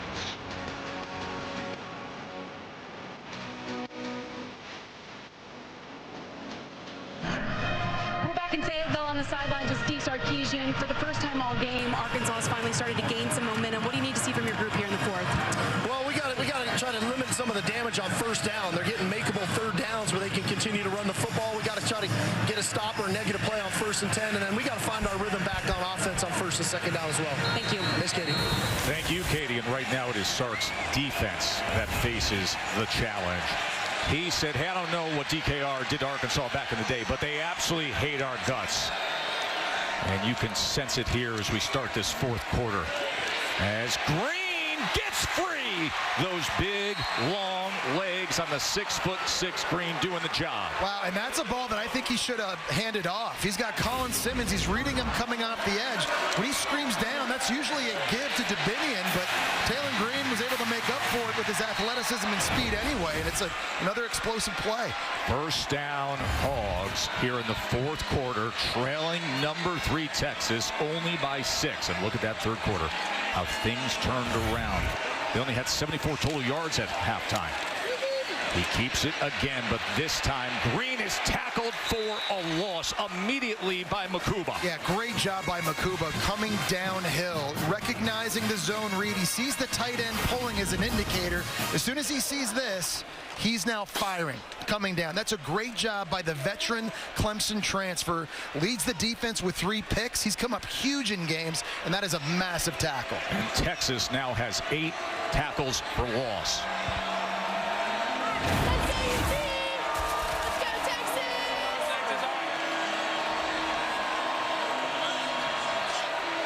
Second and 16, Green able to get it swung out to Dubinion. Dubinion, as he is upended, but not before he's able to get it to the 26-yard line. Be third down from there. Third and long. So if you're Bobby Petrino calling plays for Arkansas, you have got to help your right tackle and Marion Harris out.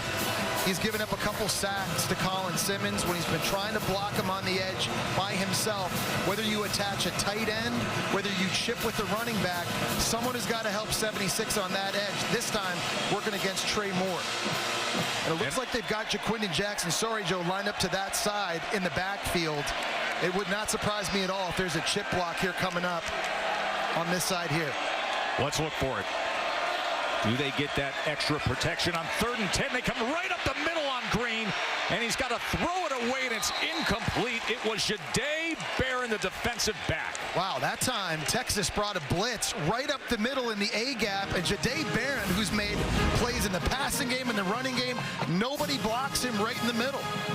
It's a bit of a new wrinkle in the scheme from Pete Kwiatkowski on 3rd down, lining him up right there at the line of scrimmage over the center. He just shot the A-gap, and Arkansas had no answer. So now Matthew Shipley comes on for the 44-yard attempt to try to cut into this Texas lead and make it just a field goal game. Shipley, well struck, and he puts it right through. And Arkansas is right back in this game, 13-10 here in the fourth quarter. Well, Arkansas's defense was doing their part the entire time, and finally here in the third quarter, Joe, the offense has come alive. They've hit a couple throws, they've got the running game established, and now all the momentum, you can feel it here in the stadium, is on Arkansas' side. And Jesse, I want to bring up what we were talking about earlier with Sam Pittman. We had a great meeting with Sam yesterday, and he said, listen, you got a home field advantage, you got a rivalry game, and you know how much here in Fayetteville it matters to beat Texas. He goes, but I have to prepare the team to understand that feeling and how to ride it and how to use it when you have home field. Well, he also had to spend time educating his players on what this rivalry means and what's happened in years past to get a better understanding of why fans here in Fayetteville and all across the state are so passionate about this rivalry. This is my first time ever being here in Fayetteville, Joe. I got to tell you, the people here are tremendous, and getting a chance to be a part of this one has been so much fun. And in 2021, when Texas came up here, top 10 largest crowd ever, and they surfed that thing to a punch it in the face kind of win. And can they now keep that momentum here as Golden was met? And it's typically shown with fiery special teams play, and you saw that from Bale. That is the kickoff specialist, Devin Bale. He's also the punter, and now he's fired up making tackles. And everybody is just galvanized right now on this Arkansas sideline. Much more of the SEC on ABC set to come your way. LSU taking on Florida, and then at 7:30 tonight, it's Saturday Night Football presented by Capital One with number 7 Tennessee and number 12 Georgia. Well, Billy Napier is going to be happy to get his quarterback DJ Lagway back on the field. Explosive plays in the passing game. That's the biggest thing Lagway gives them, and they're going to need it against LSU. What does Texas do to respond, to quell the crowd here in Fayetteville? Ewers does just that. Isaiah Bond.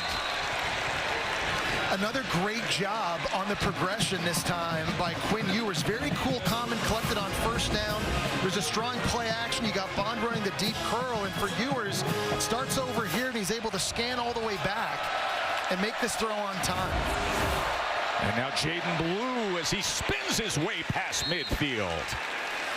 But I think success on first downs early in the drive, that's really big now. You're trying to find a way for Texas to get the rhythm back, right? And you can't just rely on run, and then throw it on third down. You have to come up with a big play. You got to be able to make positive things happen early in the drive, and you're seeing that here from Texas in a nice response so far. 20-yard reception to start this drive, 7-yard run. Jaden Blue remains in, flanking Quinn Ewers. He will get the work here, and he will give them another first down. Been impressed. You lose Jonathan Brooks, Keelan Robinson to the NFL draft, and C.J. Baxter and Christian Clark at running back get hurt back in August. And so Jaden Blue and Travion Wisner have really, for the most part of the year, had to shoulder the load. They've made plays running the ball, catching the ball. They're going to have to show up big here in the fourth quarter. They'll stick with Jaden Blue, and here goes Jaden Blue. Ball is out. And then it goes out of bounds. For a moment there, it was just loose on the ground. And oh, what a scene that would have been. Oh, Jaden Blue, people remember back to the Mississippi State game, he had 2 fumbles, so ball security has been an issue at times. A nice job by Arkansas. They're trailing. That time it's Clark punching it free. How about DJ Campbell, left guard or right guard here, getting up on the pole into the second level, getting a block to free him. These outside run plays, pulling her zone, have been big for Texas's offense. That was great work by DJ Campbell. 28-yard run. Wisner comes in to replace Blue, who fumbled at the end of that play. And Wisner, as he gets down to the 12-yard line before he's thrown down by Sorey. So you're going to see Steve Sarkisian use a ton of motion down here in the red zone. He's going to try to get Arkansas confused. You're going to see fly motions and linemen pulling, everybody going every which way. It's really important Arkansas keeps their eye discipline and focus on the football.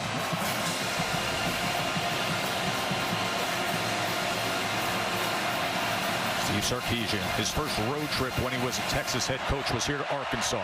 They lost that game. Now he's trying to finish it a different way.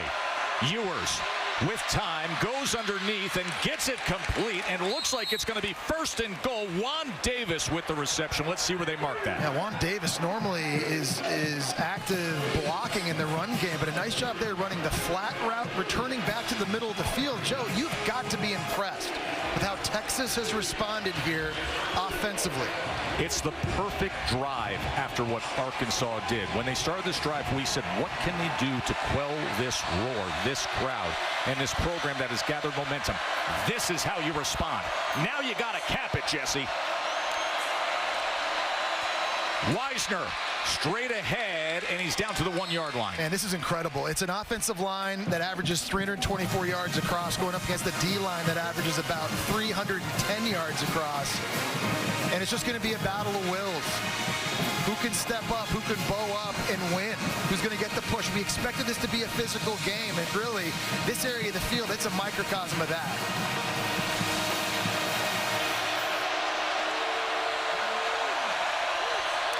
Second and goal. Ewers sprint right to the end zone. Touchdown, Longhorns! Matthew Golden. Really nice route by Golden on the outside, because they're faking like it's going to be a fade route, which you oftentimes see in this area of the field. And at the very last second, he breaks it out to a comeback, and what a perfect throw by Quinn Ewers. That was outstanding coverage by Keon Stewart, but there is no defense for a perfect throw. You just simply cannot execute that any better. Right foot down when he had possession. That's a touchdown, Texas. Second of the day for Golden.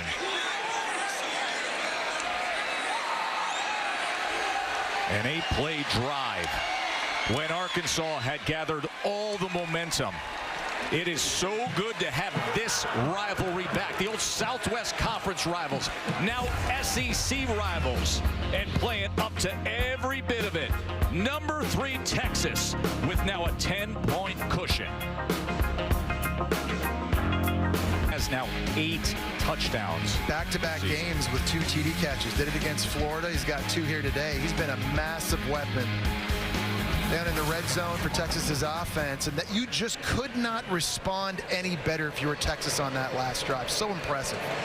So Golden leads the SEC with touchdown receptions. Texas by 10.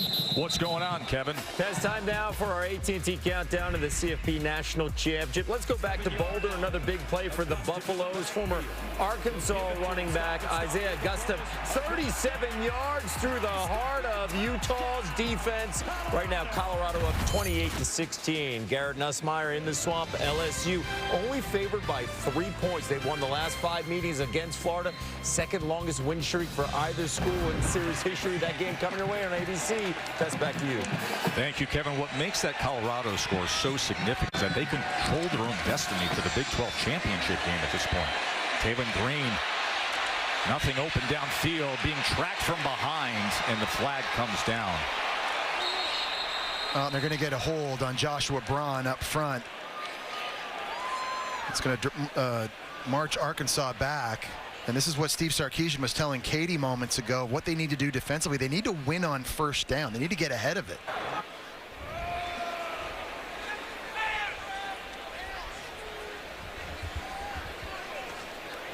And there is the holding call.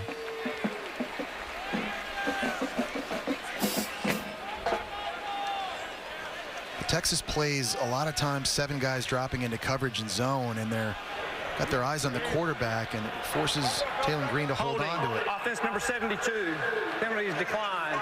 Second down. Allows everybody to kind of get to the quarterback with all that athleticism that Texas has in their front. That was initially a very good pocket by Arkansas's O-line, but the ball's got to come out. I think at this juncture in the game, Joe, down 10 points, under 9 minutes left, the sense of urgency for Arkansas offensively has got to go up. They had it with the 2 big drives previously here in the second half. And a fired-up defense. But now how do you respond in this spot as he goes underneath to Luke Hasz? And Steve Sarkisian declined the penalty, remember, to make it 2nd and 10. And now with that completion, 3rd down, very manageable. And just the decision not to accept it and move them backwards. I don't know if that was the right call by Texas. 3rd down here as the clock continues to run, coming up on 8 minutes to play. Taylon Green, 117 yards on the day. I haven't seen him be all that dangerous as a runner. He's so capable in that way. Here's the slant. He gets it complete to Armstrong. They had to have it, and he's out to midfield. Well, and Armstrong's slow getting up. That's a guy they need. Took a big hit there, but we've seen him line up to the right-hand side, the left-hand slide. This time, they're putting him in the slot right here, just working the slant, and he wins across the face of the defender. That was Jalen Guilbeau. Really nice catch, and Armstrong has come alive in the second half of this offense for Arkansas. 20-yard reception for Armstrong. Jackson on the ground. A good run by Quindon Jackson, and another first down for the Hogs. Patrick Kudus at left guard gets a push. Watch what they do to the nose guard from Texas right in the middle of their defense. This is absolutely remarkable. And just tremendous move.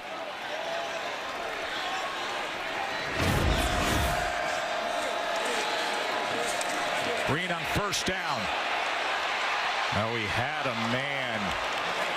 Satania was open. Well, they've gotten a little more aggressive, taking shots vertically.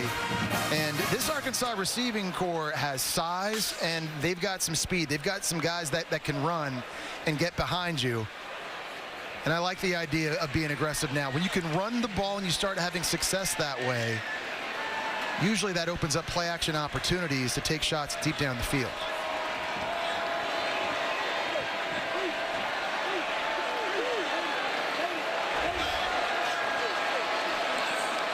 Green on second down. Brown. Ball is out, and Texas has it. Guess who? Alfred Collins, number 95 for Texas, who's been making so many big plays in the last 4 weeks for Texas's defense, is able to rally to the receiver and strip this ball free. Michael Tapp with the recovery. Just when Arkansas was finding a glimmer of hope, Alfred Collins knocks it out. Michael Tapp secures it, and Texas will try to put this game away. When we come back to the SEC on ABC, great start to a good day of action. Straight year. If they do so, they take a big step forward to this stretch run of November that could put them in position for an SEC championship, for a prime seeding for a national championship. So much ahead for the Horns. Katie. Yeah, Tess, Texas OC Kyle Flood, he challenged his offensive line to put together a similar drive to their last. He said it's up to us to do our job first and keep this ball moving. It's effort and discipline that's going to get this done. It's an experienced group, Katie. 182 combined starts for this group. Remember, 4 of them started on last year's college football playoff team. They are big and they are athletic, and they can lean on these guys with that experience in big moments, in big games like this, to come through. Scott Flood, of course, coached O-line at Bama, was a head coach himself, and so proud of his son who's starting his coaching career now. He's up at Wagner in Staten Island. Jaden Blue on 2nd and 5. Blue's going to have a first down for the Horns. And it looked that time like Landon Jackson was going to be able to get to him, but Blue, just with the speed, he's able to shake to Nico Slaughter and bounce it to the outside. They say speed kills. Jaden Blue gives it to this offense, catching the ball and also running it outside. Under 6 minutes to play. Big Al Collins. He has been one of the most dynamic players in college football in recent weeks. A disruptor. It goes beyond the stats too, Joe. Like if you just watch the tape and watch how many times he's winning his one-on-one battles, he is literally taking games over by himself these last 4 or 5 games. 2 interceptions we showed you last week against Florida that he caused by deflecting the ball. Wisner tackled for a loss as immediately Sorey and Clark were involved. Yeah, Hudson Clark has been doing a really nice job from the cornerback position. I think recognizing run and then shooting it up here. As soon as he sees it, he comes downhill. Sorey's here, too much speed, and a nice job getting downhill, beating the block by Isaiah Bond to create a negative play. And look at Steve Sarkisian in the background of that shot just before that play. He's engaged, he's active, and now 2nd and 13. Quinn Ewers incomplete. Perhaps the best chance at it was Miguel Mitchell, the free safety for the Hogs. And this is a 3rd down now that Arkansas absolutely has to have. Down 10, under 5 minutes to go. You must get off the field, give the ball back to Taylor Green to have a shot. We've seen pressures on defense dialed up. They've been able to get home to Quinn Ewers on a few occasions. What does Travis Williams have here? There is Travis Williams, the defensive coordinator. He needs number 40, Landon Jackson, to play a role. 3-man rush on 3rd and 13. They go underneath to set up the screen. It's Jaden Blue, and it's a first down, Texas. And this is a phenomenal job by the offensive line of Texas, inviting the pass rush up and then getting in the second level. All 5 guys are going to let these guys come here, and then everybody gets down and goes and gets a block. You cannot execute the slow screen to the running back any better than this. Quinn Ewers doing a nice job holding it to the very last possible second. Jaden Blue does the rest. Alfred Collins loves it. Big Al saying, "Attaboy, let's go." Defense did their job. Now you guys put this thing away, offense. First down, back to the ground with Wisner. As this clock is going to go under 4 minutes to play. Yeah, if you're Sam Pittman, you got to start thinking about when you're going to start calling timeouts. Give yourselves an opportunity. Obviously on limited chances, limited possessions, but now under 4 minutes. You know, Steve Sarkisian's going to let that thing bleed as far as it can go.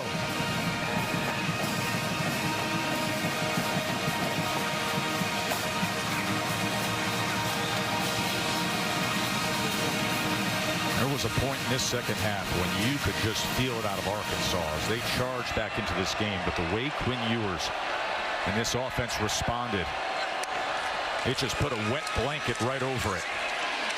Wisner spins his way towards another first down for Texas. That's so good by Wisner, and this play looks like it might be bouncing outside, and you're pulling the right tackle and Cameron Williams, and Wisner just so good with his footwork. Able to see this thing. It's coming out here. He's going to lean and then come back inside. Really nice job on this drive by Texas.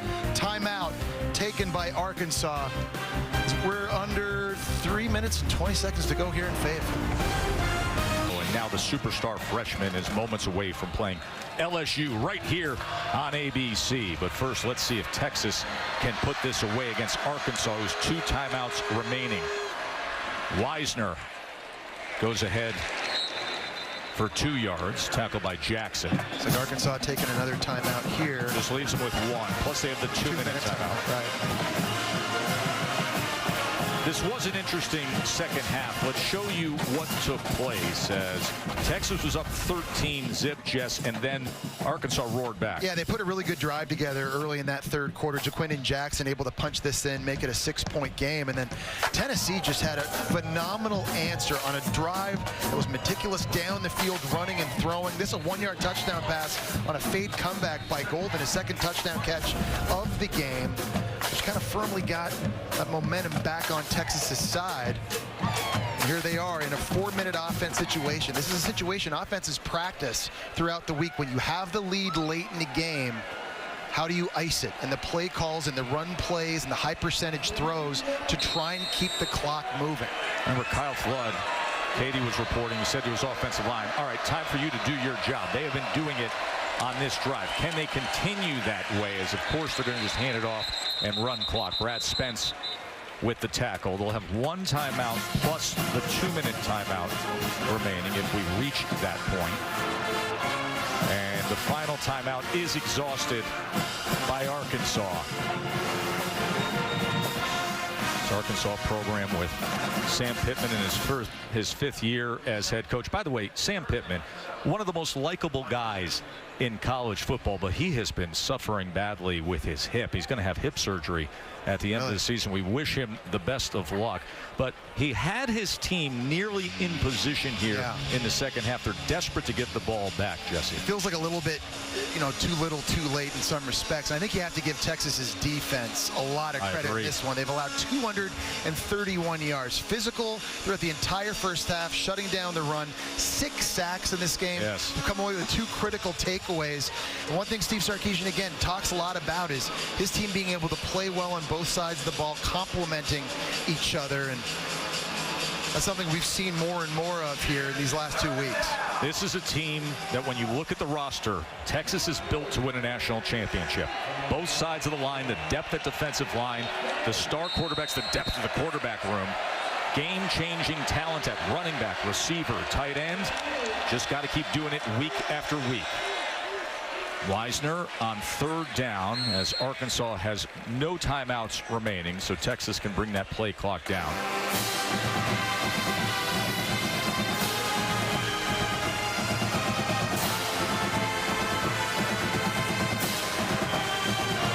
Now Texas with the ball at the 30-yard line. And a 4th and 2. They have the opportunity to just put the game away.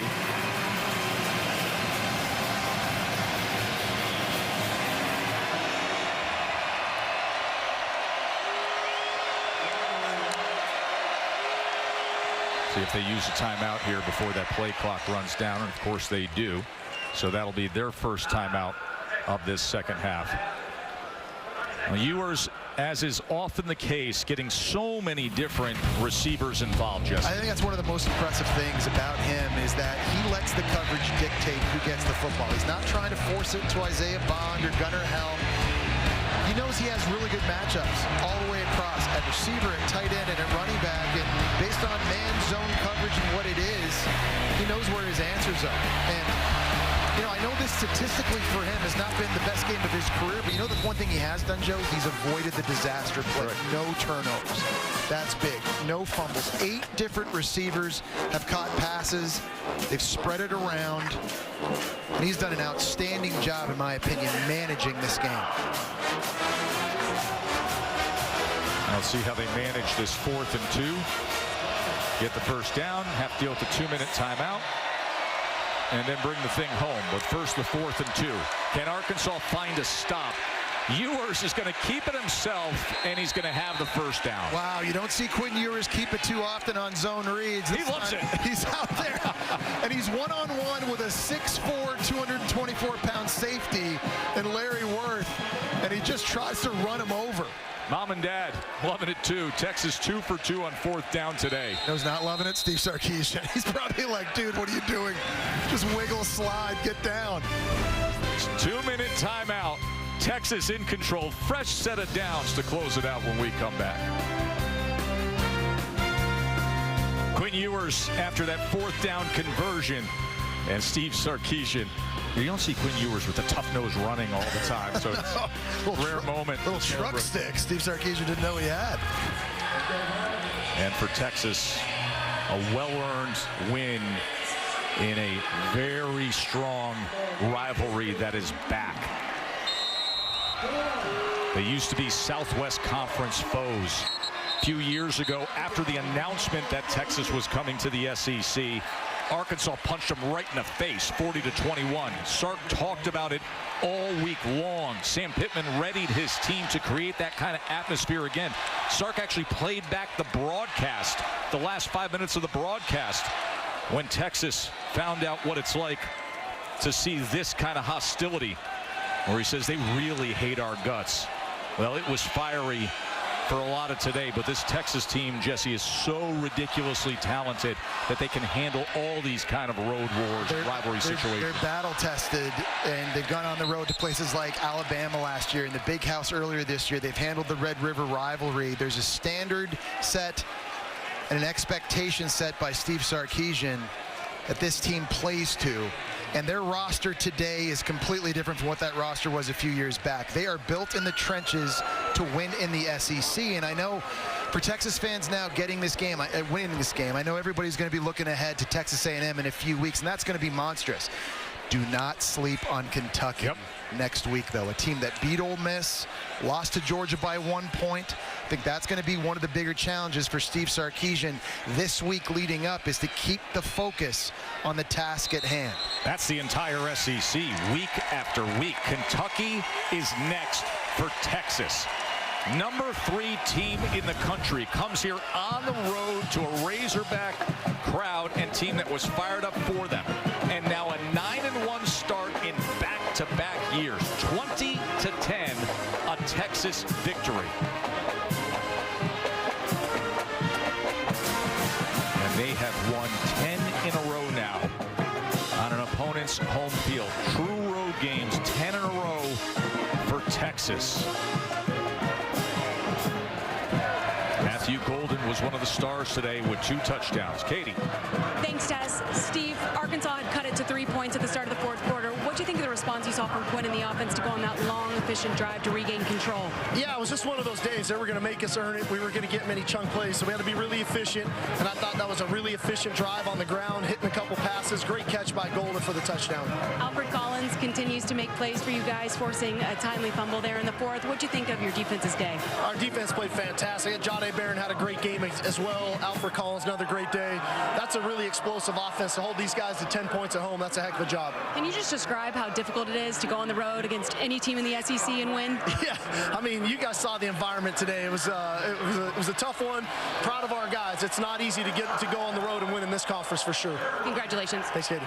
This was 13-10 in the